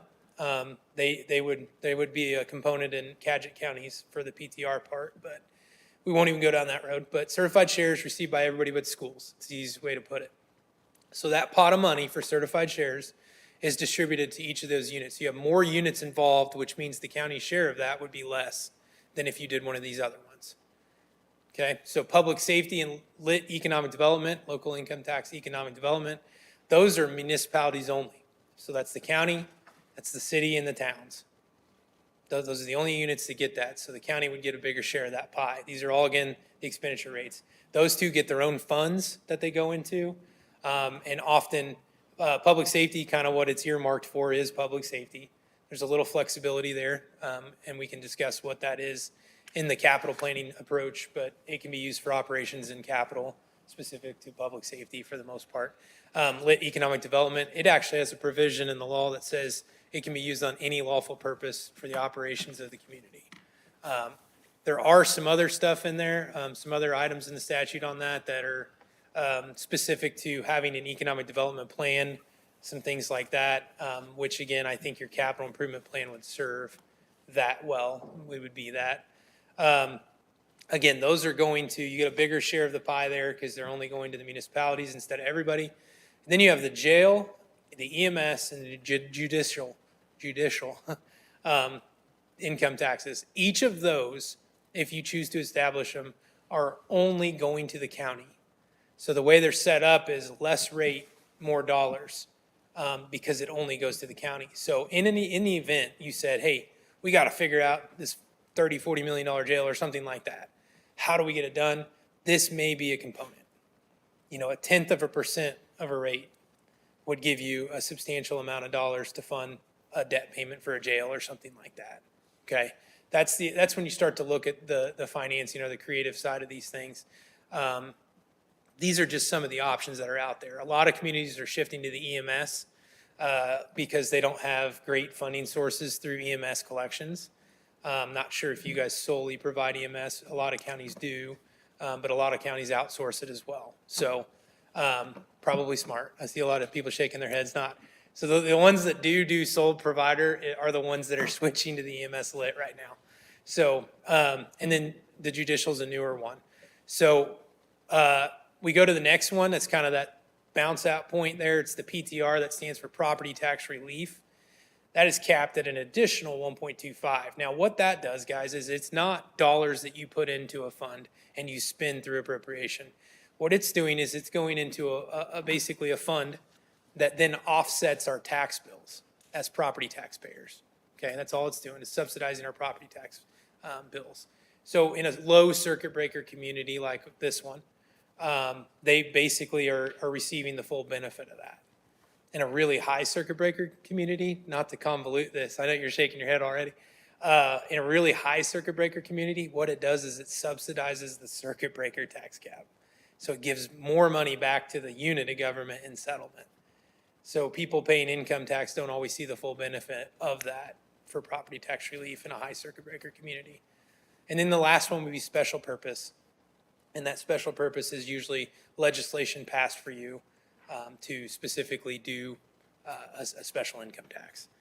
I've seen it in a few communities, but it's not as oftenly done nowadays. So won't spend any more time on that. The next slide is going to give you your breakdown of exactly how you guys look. So that yellow donut chart is lit certified shares. You guys get 35% of that pot. As I mentioned earlier, you share it with everybody. That equates to $6.8 million that goes to your general fund, almost 6.9, and it subsidizes, obviously, your general fund operational budget and capital budget inside of there. Lit economic development, that is a fund of its own. It generates $5 million, 5.1 almost, and you get 61% of that share because it's only shared with the municipalities. So those are the only two you have. I believe your current rate is 1%, right? We looked that up. So that's why you're one of the lowest. You're the 83rd lowest out of all 92 counties because you have a 1% rate. Most of the communities I've seen are around that 2 already. A lot of them are using this as a tool to get to the revenue sources that they need to fund their budgets. So one of our struggles with the income tax is that people who don't live here do not pay here. yeah, exactly. And we have many, many resort homes Mm-hmm. that would pay us nothing. So that then puts it all back on the locals. The Yeah. income tax is all local. Yeah. And if we leave it on the property taxes, people that own are at least paying their fair share. It's a fair way to look at it. That's been the logic. I mean, not to say there aren't some of those things that we might want to take a look at, but I'm just saying that's the reason why it had been left. And I don't believe it's been changed since it was ever adopted. There's been no adjustment in the rate. So Yeah, on the we've been 1%. at 1% forever. I just looked Well, at the not last forever, couple of but years and close. had, Yeah. so. No, that makes sense though. I mean, you guys are in a different situation and a lot of it has to do with that tax base and who owns that tax base. And you have to To your keep point. mentioning that as you're talking to the legislature, because as you say, they're trying to push towards income tax. They are. Well, that does not benefit our county like it benefits many other counties. Yep. And to your point on the earlier part with income tax goes where you live. So a lot of communities, I live in Jackson County, we have a lot of industry. We have 4 counties around us that have people driving into our community to go to that industry. So we don't receive it either. But for different reason. We also don't have the tax base. So tax rates are a little different there. But it's a problem. And I know they've tried to address it with, do we make it follow where you work? And if they did that, I think it convolutes it for a whole different reason. And they just kind of gave up on changing it, I think. I'm not sure, but. Well, and that's a piece of the puzzle when places are annexing. Yeah. That sometimes we're not thinking about that as well, because if a town annexes the money or annexes the property, then those people are paying into them, and the county gets zero Of the of work their tax. revenue, yeah, so, Yeah, it's important to where those people put their head on their bed each night. absolutely, yes. What do you, so you said if a town inside of the county, income taxes? Goes From that directly to them. The county doesn't get any of it because they are a resident of that area. So the income tax pot, I just want to make sure I understand how you're saying, if they have to live in your county and work in your county to pay that rate. Right. You're saying if they're in a different county completely? No, if they live in our county and they live in a town or a city, then their income tax money is going to that town or city. It's not coming to the county. It's coming to county, but it's being distributed Yeah. out to them. And I'm not sure how you're structured, and if it's population-based, that's very much probably the case. I'm not sure how it's distributed from that perspective. If it is levy-based, is it population? Is it by levy? If it's Okay. levy-based, then it wouldn't be that way. You would receive your share based on your tax levy. Okay. But we would receive proportionately Less. because that tax base in the city of Warsaw. Bingo. That levy Yeah, went yeah, someplace yeah. else, yes. Yeah, they would increase their tax rate in that area likely. Yeah. Now, and their tax levy component, they would definitely in an annexation. I just want to make sure that is another confusing part too. Sometimes it's population-based. A good example of that, Monroe County and Bloomington. Bloomington's population-based, they make up 52%. So they become this lit council that can control that decision-making board, and they get 52% of that tax. Which would be very much that way. Like either way in an annexation, you're probably receiving less because they're increasing their levies and you're not. And if they increase their population, you're not receiving as much. But that's kind of how it's set up. The public safety and the economic development component are usually tax levy. Economic development does have the option to be population-based, which would benefit you guys likely in that scenario. But not seeing that as much anymore. But I will say the levy distribution part of it gets convoluted too if you have like fire territories and things like that. Do we have fire territories here? Yes. So that might be an adjusting factor too. If you had an annexation mixed with a territory, that would be a problem. And it would absolutely take away from you guys on the income tax side. So the distribution formula is something that we are going through like crazy right now with some territories around the state that we're seeing happen and pop up in communities we serve. So I've been really in the weeds on that recently. So we could go down that road too if you guys want to talk more about it. Okay, I'm going to jump ahead. I'm sorry, I'm already going close to an hour here.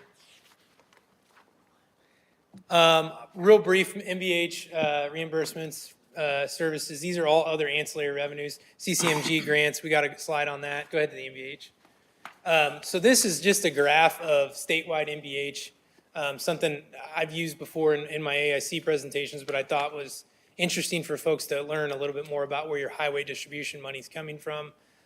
There is a state formula. The big thing to look at on this is the prior years when you had, is that 20, I can't hardly read it, 15, 16, 17. Then they increased the rate to 2018. We saw a high. And then 2019 was a little bit lower, and then COVID happened. And you can see how much lower. This is statewide. And then it starts to build back up, and all the way back to 23. That's an unaudited number. That's why we have it as projected. But we're still seeing a trending upward of gas tax collection statewide. So that's essentially what that's doing. The state does have the discretion to change the amount or the rate that they use for that. So it is somewhat volatile, but not terrible. They also have the discretion to keep what they want to keep of it. Exactly. Based on what Yeah. they need versus what we need. That discretionary That's component, those scary. deductions, because Yeah. we put on the wheel tax in the year that they clawed back money. Yeah. And so they didn't claw back our money. I said that incorrectly at one meeting. What they did was they raised the amount that they were retaining of that fee. And so that meant Yeah. that our wheel tax didn't collect anyway, our increase didn't collect anyways near what we thought it was going to because they pulled more money back out of the fund. Right, and that's a really good point because that pot of money is similar to like, let's say income tax where they collect that gas tax. And they're like, all right, well, what do we need to take off the top? That's part of the discretionary component. The other part And really what drives that is the rate that they choose, and they have a cap on that through legislation. So right now it's capped out, I think it is, and that they can always change it in this session. So the rate that they use, I've thought was capped out. It's not. How far off? Because they went up to like, I think it was like 20.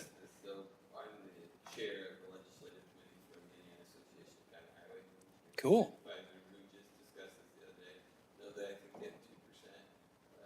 So they got a little bit more to go. Yeah. Sorry, 2% left. 2% left. Well, so they can take a little more, but then to that point though, the legislature can go in and change that like they did in 2018 and increase that cap. They went up. And that's exactly what Sue Ann was saying, is because after we recalculated everything, they literally went in and changed the legislation on it. So it didn't really get what we wanted. Right. A lot Right. depends on, too, the first committee, how it turns out. So that's the future funding for NVH. And that committee's going to meet here. The LPA, NDOT collaboration committee, we're actually fighting together a little bit, which is surprising for NVH, so with electric vehicles and everything. So we'll see in the next couple months how that turns out. Good. Okay. Good to know. So that's your primary highway funding source. When you talk about highway fund, it does not get property taxes. It gets those dollars.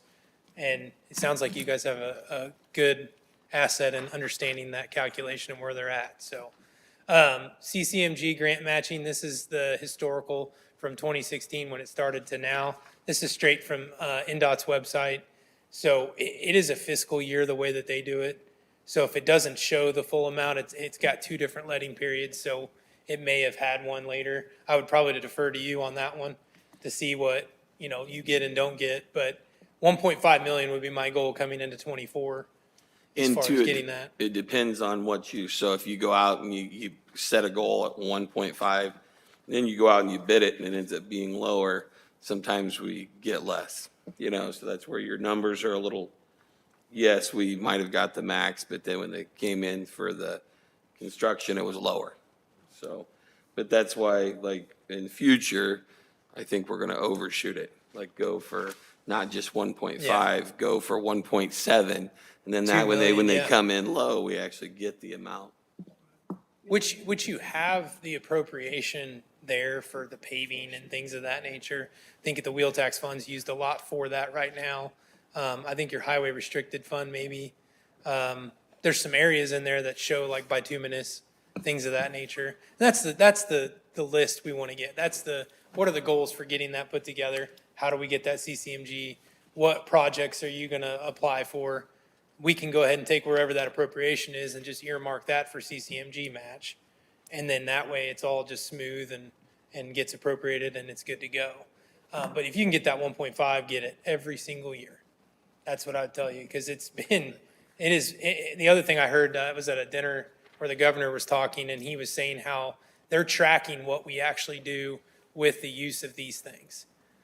So if we're a community that's not using it, which you are, but if you're not using it and then you're all of a sudden expecting it, you don't necessarily get priority. So that's how I understood that conversation. But so it's really important to use those assets plus those 80/20s like we talked about. So, all right, I'm gonna defer to Matt for a minute to run through the TIF stuff. This next slide is just some other ancillary things, ultimately leading to a quick discussion on TIF, and then I'm gonna wrap up with kind of current fiscal information. Try to get us out of here before lunchtime, I guess. So, and I can. Sorry, Matt. No, you're fine. You want to do that? I've just been slowing down. I can go into as much detail, as little detail. We can breeze through this as fast as possible. Doesn't matter. You guys let me know what you want. I see clock's ticking. Detail.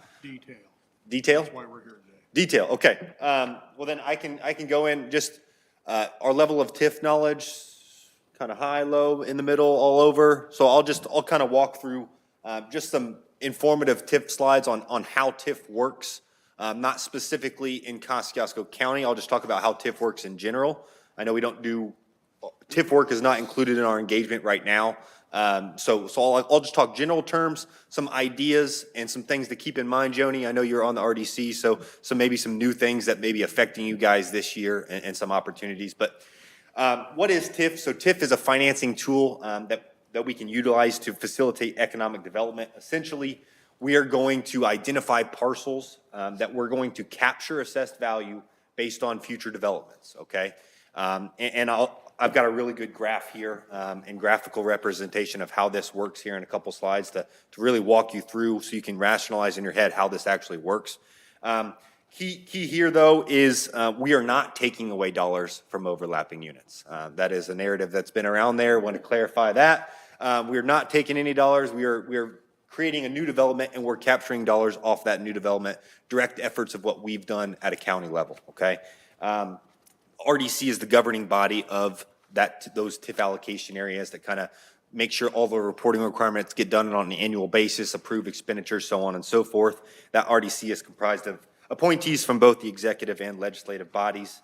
And then really with anything as far as either setting up an allocation area, changing your plan for economic development, that is a 4-step process that has to go through the RDC, the council, plan commission, and then back to the RDC, okay?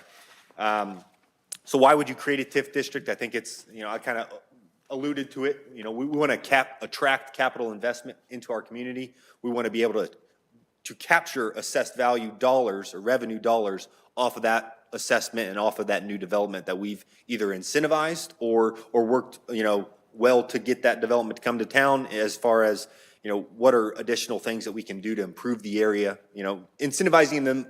Maybe we're not incentivizing them from a dollar perspective, but we can be incentivizing them in other ways, right? So how does TIF actually work? So like I said, this is just a very basic numbers. We're going to kind of, forget about circuit breaker for a second. We're just going to talk high level numbers. How does TIF work? Okay, so let's assume that we have a cornfield and a company A is coming to town. They've identified this cornfield as the site of their development. Currently, let's assume that cornfield is assessed at $10,000, right? So essentially, revenue from that $10,000 parcel that goes to the overlapping units, we take that 10,000, we divide it by 100, and we multiply it by our tax rate. In this assumption, we're going to assume our tax rate is $2.50, okay? So that would mean $250 would be split amongst the overlapping units. As we discussed earlier, it's split amongst based on their proportion of the tax rate, right? So if the county's, 25%, we're going to get 25% of that $250, okay? So all of that remains true. When we establish a TIF allocation area, all of that remains true. That keeps constant. All overlapping units will still share that $250 that property is generating. Now let's assume that this development comes in. We create a large development, and we're going to assume, once again, big numbers here. We're going to assume that a $40 million development occurs on that parcel, right? Still, $250 to those overlapping units, split amongst based on their proportion of tax rate. What changes now is because we've identified that parcel as a parcel within our allocation area, we as a county will collect the entire revenue from that development, okay? So still, 40 million divided by 100 times your $2.50 tax rate, the RDC would now generate $1 million from that development, okay? Once again, $250 still split amongst the overlapping units. Cannot overstate that, okay? The next page, graphical representation of what I just kind of outlined.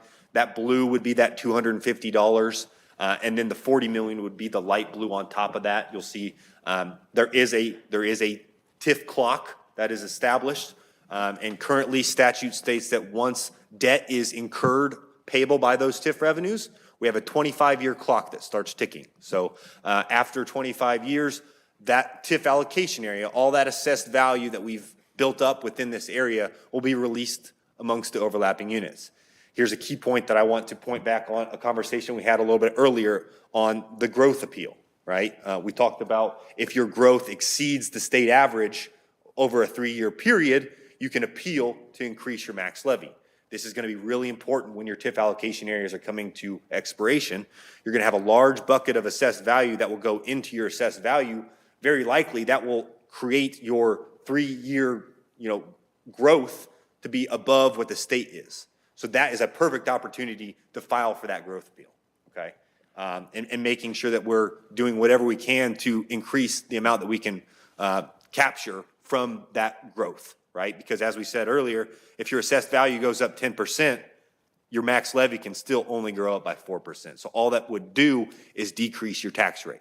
Your tax rate is already at a very low level. So if we were to release that in this hypothetical scenario, $40 million of assessed value, all it's going to do is drop unless we file for a growth appeal, okay? Next page is really just kind of the annual reporting requirements that RDC must satisfy on an annual basis. New one here, and Joni, I'm sure you're aware of it, would be the December 1st spending plan. So we do have to have a plan for the future year, the ensuing year's spending.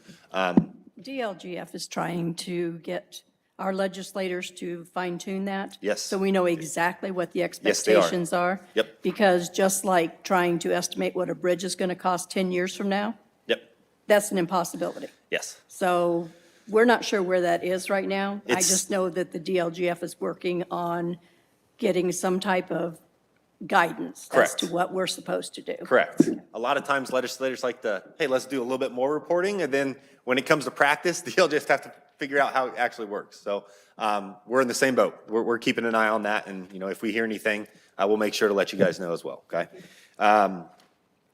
Next page, really, this is just another opportunity that I would urge you guys to make sure, if you're not already looking at it, to make sure to look at it. And this really goes into that neutralization timeframe in the August, which for those of us that don't know, as I said earlier, we're always going to let the base capture what they had before, right? If that cornfield was just naturally increasing in value, if home values and land values are naturally increasing, we're not going to capture that in the TIF because that's not something that we've done to incentivize that development. That's just a natural trending. So through the process of neutralization, we come up with a factor to neutralize that base, right? If values are going up by 2%, or we're going to give the 2% to the base as opposed to capturing it within the TIF, because once again, that's not something that that's no new construction or new development that we should be capturing.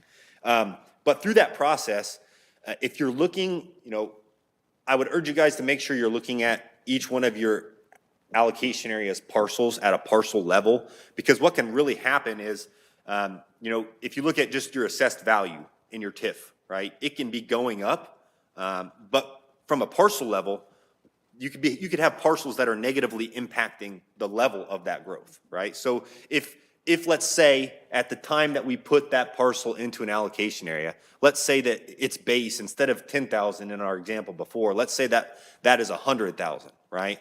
In the base is still getting revenue based on that $100,000.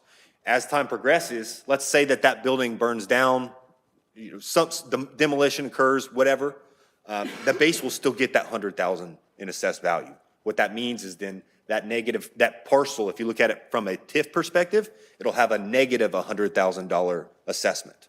So that would take away $100,000 that another one of our parcels has generated, right? So it kind of offsets it. So it's important from time to time going through that neutralization process on a parcel level. Hey, are there any parcels that we can prune out, so to speak, right? Cut them out. We can add them right back in, reset that base. That way they're not taking away value from other parcels that we've worked so hard to actually generate value, okay? So that's definitely one opportunity. I know, especially if you have the state coming in, grabbing a bunch of land potentially. I know one of our clients in southern Indiana, when they were building I-69 through Martinsville, we were able to identify parcels to cut out of their allocation area that then generated them $600,000 annually because of that. Question back on the TIF. Yes, sir. Have you seen where, in a TIF area where it's adjoining, say, a county and a municipality, that there's a way that those TIF funds are able to be shared?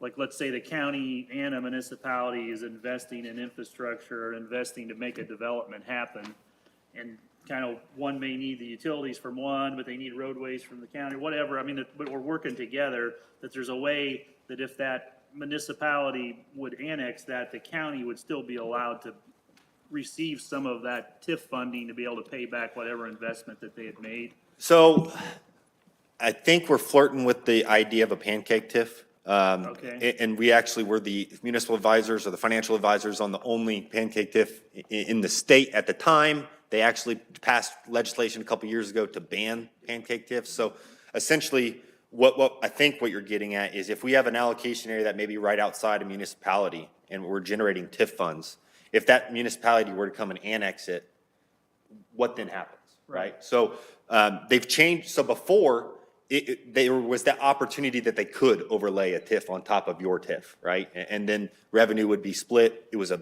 big old mess at the DLGF, right? So that's why they passed legislation. We're not going to do this anymore, right? One body is going to receive the TIF funds. So the way it works currently is if you have that TIF area and you have debt payable, whether it's a developer bond, whether it's a normal bond, if debt is payable by those revenues, that they cannot come in and set a TIF on top of it. It is the county's TIF, and it stays that way.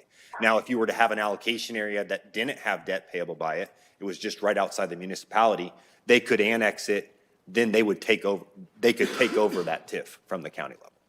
Is there? So, Go ahead. Carrie. Could I, Well, so, because we're looking at, I know we have some things in the works right now that we're looking at different options. And so we're trying to figure out what the best way to go. I know it's on hold right now, but we really need to be clear on this legislatively to make sure that we don't mess up our income or don't do something that's going to cause a problem with the county. The problem with this parcel that everybody's talking about, without saying, is there's like a 10-mile difference between where this is and the municipality Okay. that we need to supply the water. Gotcha. And we're all, not only the people in this room, but people in other organizations and other attorneys are looking for workarounds. Gotcha.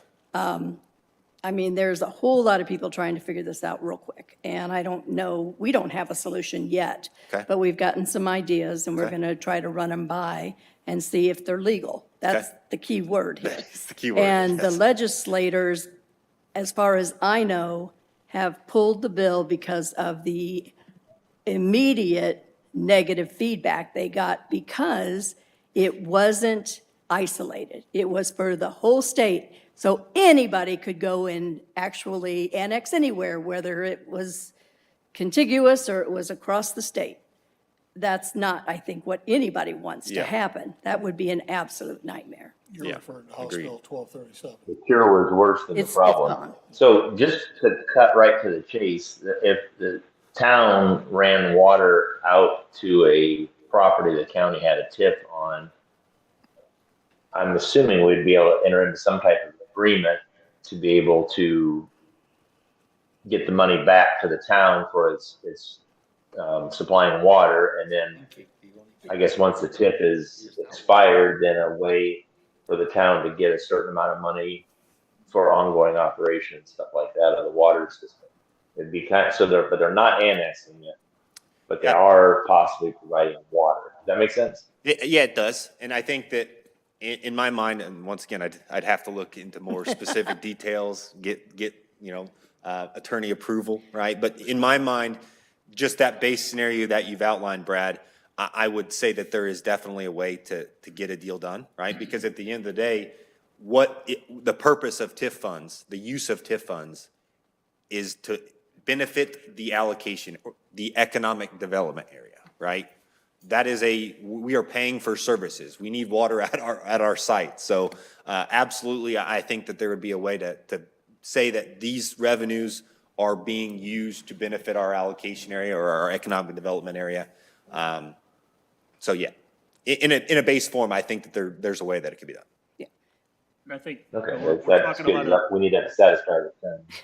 What's that? I know we're talking about that specific property, but, you know, as we move forward, I know with a lot of the plans that with the ORI money and the other things that are out there currently, Ready 2.0, there's lots of money floating around out there. And I think as a county, we're going to be faced with this, not just with this one property, but there's going to be lots of communities, probably more specifically, City of Warsaw, that are going to have opportunities. And I guess the key thing I see is how can we work together and really attract some of these opportunities and not let them pass us by. And I think trying to figure out how we can all share in the wealth, so to speak, or share in the new tax revenues to be able to, you know, if we didn't, put any money, invest any money into it, then we shouldn't get that new increase. But if we've invested money into a particular property to make it happen, then I think it's only fair that we're able to share in the spoils a little bit, so. Do you guys have a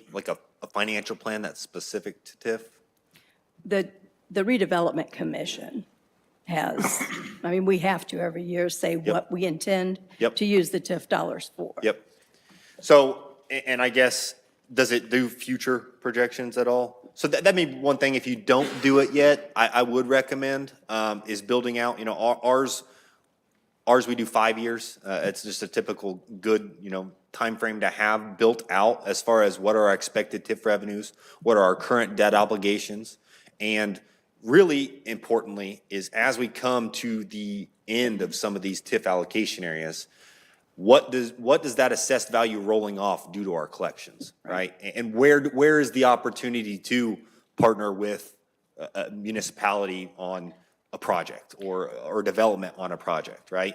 And then the other thing I'd say is, and I think you do, because I know we've talked briefly about RDC stuff in the past, just making sure you have an advisor that's on your side, that's gonna run the numbers of an economic development incentive agreement or a deal, whatever it may be, that we're equating, the developer coming to town is gonna have their advisor that says, hey, ask for 90-10, ask for 90-10, or whatever it is. So you need to have your advisor making sure that you're dotting the i's and crossing the t's, and given the numbers behind the pushback of, hey, 90-10 is just not gonna fly for us, we think 75-25 is much more reasonable, right?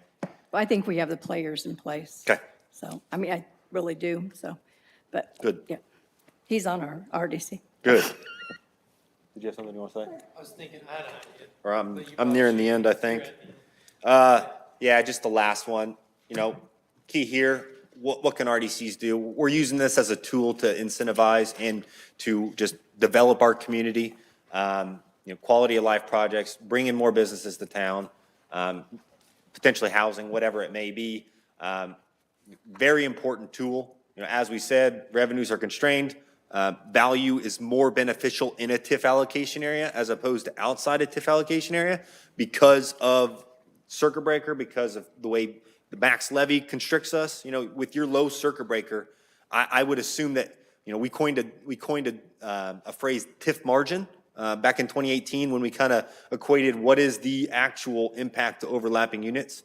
And really, we determined in low circuit breaker communities like yourselves, almost 100%. I'd say probably for you guys, 98, probably above 98% of your TIF revenue dollars that you receive would not be received if that value was not in an allocation area. Just lower your taxes. Yes. So that's why it's so important. Any developments, let's get revenue, let's get benefit from this development, let's add it to an area, let's be strategic and plan for this growth. So, questions on TIF? So you're saying that you're wanting to, I don't know, Matt can shoot me if he wants to. I'll just think about this real quick with you. And I'm not an attorney, but I've heard a few things over the years. So with what you're trying to do is you're trying to help the cost of the community that's providing the utility, because it benefits the development that is inside of the TIF. And you're trying to figure out a way to get funding to them that might not directly be from your TIF. There is no funds in the TIF at this point. Okay. I mean, let's start there. TIF balance is zero. So that's part I didn't know. There is no increment. Yeah. So I know that this is more of a legal thing. I'd defer to your attorneys. But local agreements are pretty fluid. You can have your attorneys draft an agreement where communities can work together. I see it all the time with territories and towns, or a lot of times fire is involved, where you're essentially helping them for being a player and serving that community to some extent, because they don't have the AV base to levy taxes to make it happen. So if you did something like that, and I guess before I realized you didn't have TIF funds in there, you could almost do the local agreement, but then you also now have the fund flexibility through TIF to be able to essentially fund maybe police and fire items and free up money from an operational fund inside of the county that can then go to be earmarked for something else like that contract. Just a thought, but you wouldn't have the benefit of the offset from the TIF if there's no funds in there. Right. So just getting creative. I don't know. Well, we like to nerd out on all kinds of issues. We are problem solvers is what we say, solution makers. Okay, I'm going to wrap this up. That's helpful information. What's that, Brad? I said that is very helpful information. We have a meeting on that this afternoon, so that's why Joan and I are so interested. I would certainly So, ask thank your you. legal about local agreements. Ask them to dig into the statutes on that. I'm literally talking to attorneys on a fire territory right now with the town about local agreements, and they seem to think that they're super flexible, super easily to be written and benefit both sides. So if you ran this all the way up the chain, who at the state level is going to say yes, no, or not get involved? Who at, I Like would, the I don't think DLGF, we need the state involved, Joni, if we just make an agreement between us. That's my understanding. as long I as could we be get wrong. 3 attorneys to agree that it's legal? your attorneys are going to be the Yeah, ones that drive the the state interlocal. stays out of it. Yeah, your attorney, they're going to defer to your Well, we're going to local have 3 or counsel. 4 attorneys on this before we're Yeah. done, but that's fine. Okay, Yeah. thank you. Now, if you're asking a question that's specific to like the statutory guidance piece, I mean, there's really good people at the DLGF that are going to interpret that for us. Okay. But again, I think this is your local counsel, something they can achieve, or if you have like I don't know if you have a local counsel or an Indianapolis law firm or whatever, but I would utilize those tools that you have in place to review that statute and kind of roll with it. Yeah. But I know that there's a local contract, interlocal agreement language somewhere in there that I think is fairly flexible. But Okay. I'm a CPA. I'm not a Yeah. what do they call it, JD or a doctorate in the legal side. So Just want to make sure all the Ts are crossed and all the Is are dotted. I agree. And if there's anything we can think about with you, we're always here for that. Right? So absolutely. All right. So wrapping up, this is kind of that year-end review. I'm going to stay at a high level here. Again, this whole point of this discussion, and I know it's been long, is education. It is giving you, shining some light on how the structure is currently, talking about ultimately ending here with where we go next. And what I've tried to do is build it in a way, and our team always does this, that if we leave today and we go home and you're thinking about something we discussed, you can pull this up, you can read it, and you can kind of understand it the way that we intended it. So there's some narrative on here. I've put in your operational capital funds that we really, really heavily utilize to do those 2 things. There's obviously other funds that are inside of the financial plan. But right now, it's kind of identifying what they are specifically being used for, how they're currently being used, and then some of the things that they can be used on. And we have some notes like on wheel tax. We recommend boosting that up a little bit to fund the CCMG matching grant difference. Again, we can talk about those things. I'm not sure exactly what you guys have internally talked about the appropriation being used on for those things. It currently does fund like bituminous, which is to me paving for the most part. So it's got some flexibility in there currently. I think inside of the plan we've presented to you, we've already shown it that way because we want you to get that 1.5 to get at least the 3 million in paving in total. There's a balance that needs to be struck between the highway fund and the highway restricted fund. I know the auditor's office probably loves this with the state creating a state board of accounts is your accounting authority. And they've created this fund. They've forced you to create this fund so that half of your highway gas tax distribution is put into this specific fund. You then appropriate the budget. Well, that budget is not recognized in 2 funds by the Department of Local Government and Finance. So we budget in the highway fund, and we have to make adjustments throughout the year to fix the restricted fund and fall within that guideline the State Board of Accounts has for us. So it's kind of a balance that we've got to always kind of figure out, and I know it's probably not easy on them. So that's an outline of those funds specifically. We're going to kind of get a little redundant here, so I'm going to flip through the next few slides, wrap up. If you guys want me to dig into anything you see, let me know. Here's an outlook and a historical tax rate for the county specifically. We talked about unit specific. You can see in 22 when we had the huge AV boost from 22 to 23, the tax rate actually went down about 3 cents. So that's pretty cool. And then we have it kind of stagnating in the future. we're not showing your assessed value growing by 15%. We're not going to be unrealistic. If it does, your tax rates are going to continue to go down. So what we have is kind of that averaged out growth, not trying to be anything less than conservative. Let's just put it that way. When you see our revenue projections, we're going to remain conservative. That's how we treat this. That way, if we benefit from having higher cash flow on the back end, that's a good thing. That's what this is showing. The next one is your weighted days of cash on hand. So this is compiling every one of those funds that we would consider capital or operational. It's not going to include all your payroll funds, your settlement funds, things like that. But it's just specific to building the financial program and the financial plan long-term, and kind of looking at where you're at. And what this is telling us is each one of those bars represents a different class or type of fund. The blue is your major operating funds. And it's really hard to see, I know, the days in cash reserves. What we've done inside of your book is we convert cash that you have in funds to what we call days in cash reserves.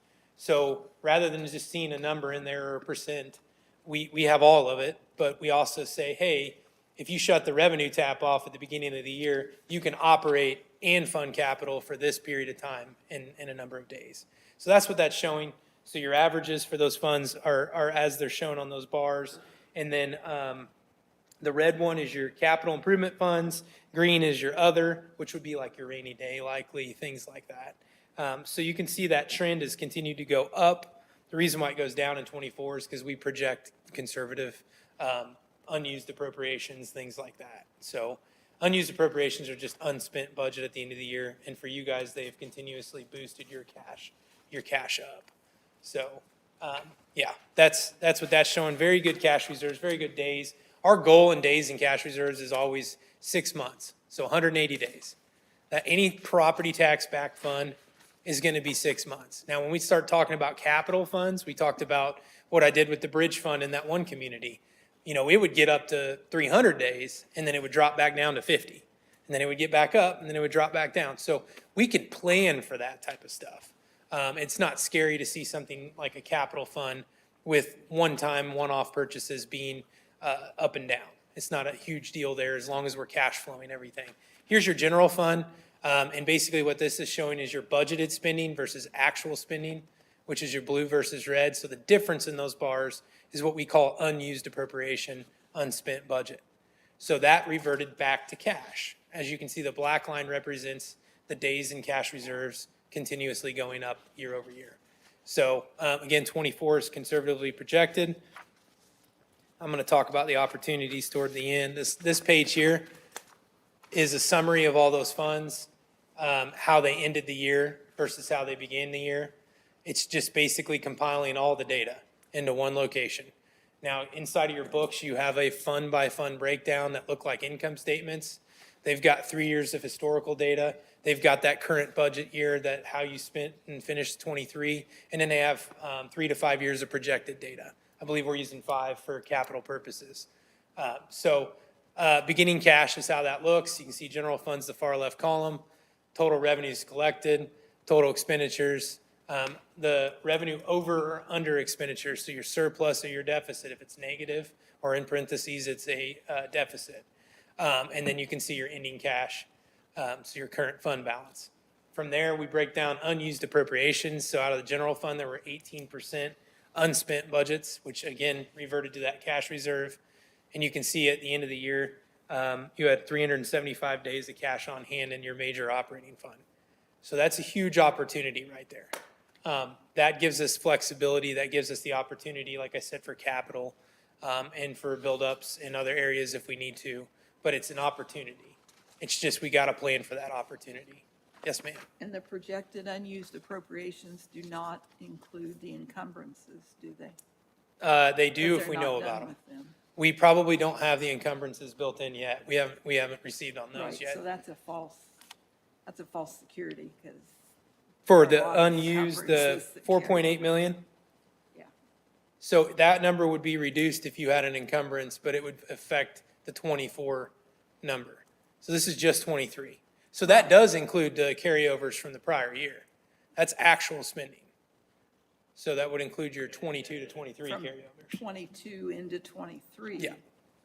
But, I mean, if payroll hasn't been encumbered, then that's a lot, because we pay a lot over. The last pay is coming out, I don't know. Which would be in I'm just telling 24's you. budget for how this is. Yeah. Yeah. We Yeah, have- yeah, and I know, I see what you're saying. So in theory, it would include the amount that you took from 22 into 23. Does that make sense? And then in 23, the amount you encumbered at 24, it'll impact 24. So as soon as it's spent and even if it's encumbered and the budgets are moved forward, it will impact that budget year that it happens in. So it's what the cash is doing in that year. So are you saying that there's going to be an additional spin down for last year's numbers? Is that what you're saying? If we're thinking we have a surplus of $4.8 million. You had a that we deficit, didn't or spend, you had unused budget of that we 4.8. didn't spend, Yeah, but that does not include the entire budget. I see what you're saying, 22 rolled into Right. 23, which was taken into this picture, which gave us the encumbrance gave us the ability to spend it. But, I mean, nobody needs to look at that 4.8 and think that was gravy money.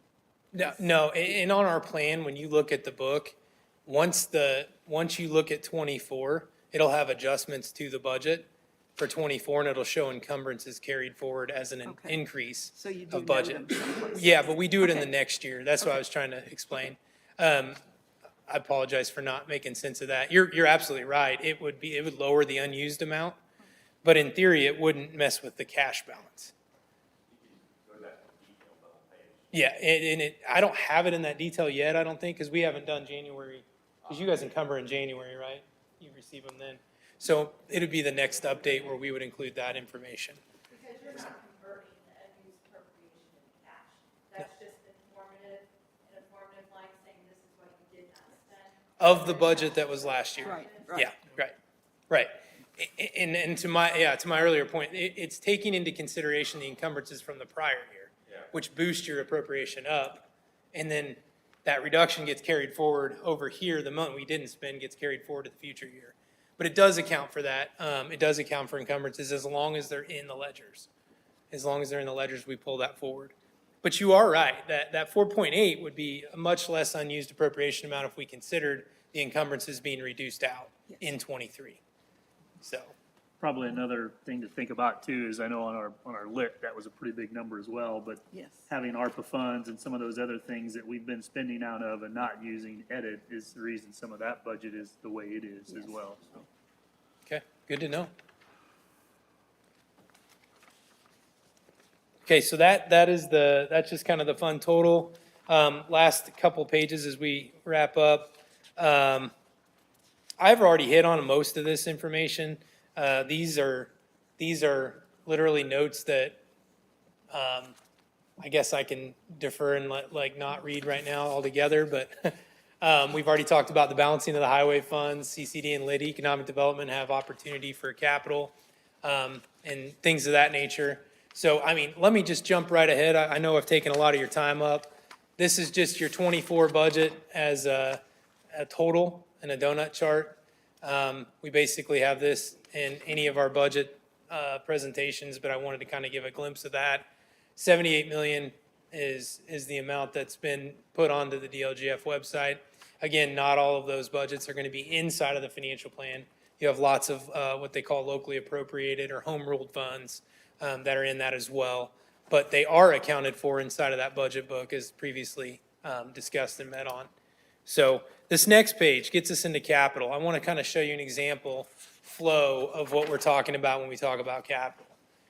So essentially what we want to do is gather the information in the list of information, which likely is more detailed than what we're showing here. This is basically the first step of summarizing data. So in this community, you have all of these different items. This might even be some of the line items straight out of your budget, I believe. So when you go down through here, these are all actual budget line items that are requested and budgeted for in 2024. And then from there, we would essentially figure out what 25 all the way through 29 needs to be by working with the department heads who are over those areas. This specifically is highway.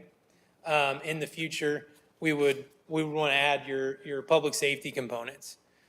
Any sort of other capital that might be inside of the county that's for department heads. I mean, we go all the way down to the details of IT replacement and service items. A lot of times you guys need software upgrades or new software updates, things like that. Printers, copiers, I don't care if it's $1,000, all the way up to $50,000, you know, or $150,000. We would like to build the program to identify capital. Anything that, and you might have a threshold for what that dollar amount is already established locally, so we could go off that as well.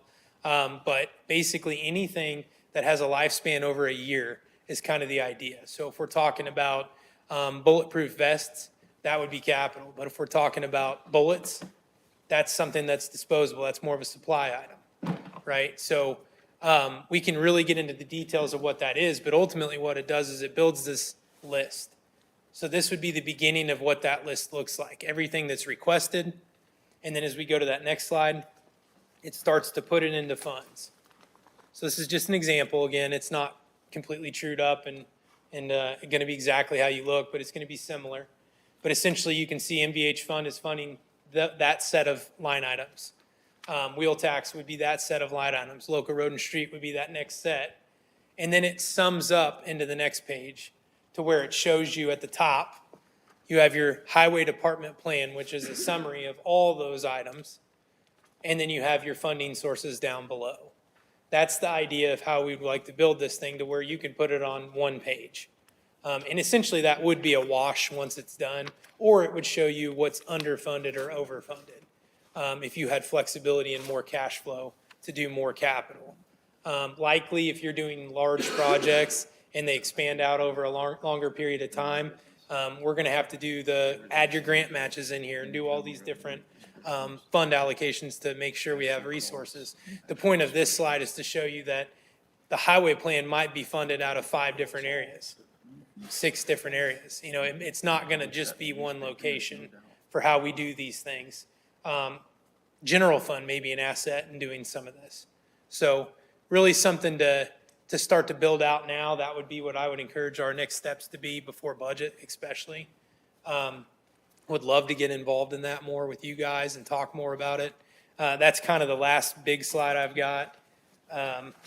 This next one really just talks about kind of the opportunities. And again, we've hit on some of this, but when you have good cash reserves and sufficient days in cash reserves, a lot of times communities they want to stay conservative, right? And that's great. Let's keep our cash flow where it's at, but do we need to grow anymore? So do we have the opportunity to put money into rainy day funds for big issues? Absolutely. Capital purchases, I talked about planned cash spend downs.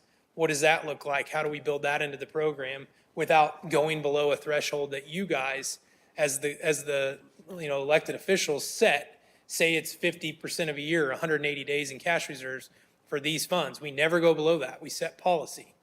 And we build this program out to where we get this stuff done and we do it within cash flow without having to issue debt, increase taxes of any sort, things like that. And fund flexibility is a big part of that. We talked about that even with TIF. So planning future capital, we talked about that. Are there jail improvements, sheriff's fleet rotation? We love to get your vehicles and your assets on a rotation. What that does is it keeps your O&M, your operations and your expenses for your maintenance items. It keeps your operational costs down by keeping your fleet fresh. So there's things like that. And that goes too with the highway equipment programs.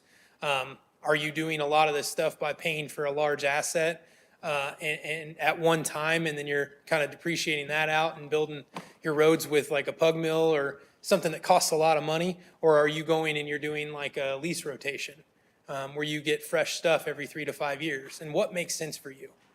That's the key to that. So, outfitting deputy vehicles, bridge repair schedule, that's a big one. That's a really challenging one too, because as you guys mentioned earlier, it changes a lot. Paving, are we taking full advantage of CCMG and all the opportunities that are out there? So I also mentioned the compensation report earlier. Just wanted to throw that back out there. I think that's something that we look at going into budget season. I think it's a really cool transparency report, and it takes a lot of influence from you guys and your department heads to get it really where you want it. But once you get it there, it's a great tool. It's a really great tool. And then county's plan for ARPA, always want to look at that when we think about capital as well. Not sure if you've earmarked it, but that's coming up. I think it has to be earmarked by the end of the year. So, and spent by 26. Long-winded. A lot of these meetings, guys, will never be this educational formatted. They will, from here on forward, be very focused on the topic at hand. We wanted to stay high level, big picture, talk about you guys, talk about the environment, talk about the things that impact you. And we hope that we've left you with some good information there. Okay. So if you don't have any other questions, Anybody have anything they'd like to, Brad, on the? No, the thing about the TIF was very helpful for me specific to today, but lots of good information. Okay. Is anybody else? Okay. Thank you, Reedy Group, for everything you've done. All this, it's exciting. It brings a lot of things into focus that I realize that we are already doing. I mean, I made a list of 12 things that you mentioned throughout your presentation that this group of elected officials and their people that work in their departments have already done, that you touched upon that they may be able to utilize and refine in their operations. And I think that's exciting. So nothing further. Entertain a motion for adjournment. So moved. It's been moved. All in favor, say aye. Aye. Okay, thank you again. Aye. thank you guys. See you, Brad and Kim. Thank you very much. Thanks, Kim. Yep, thank you very much. Take care.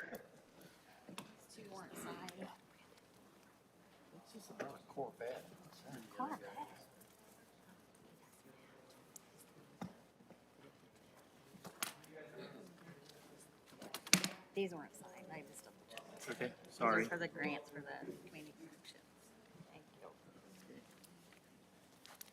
2 pages, I guess. Sorry, I missed it. Yeah, I'm sorry, it was my fault. It was the grant stuff. Thank you, guys.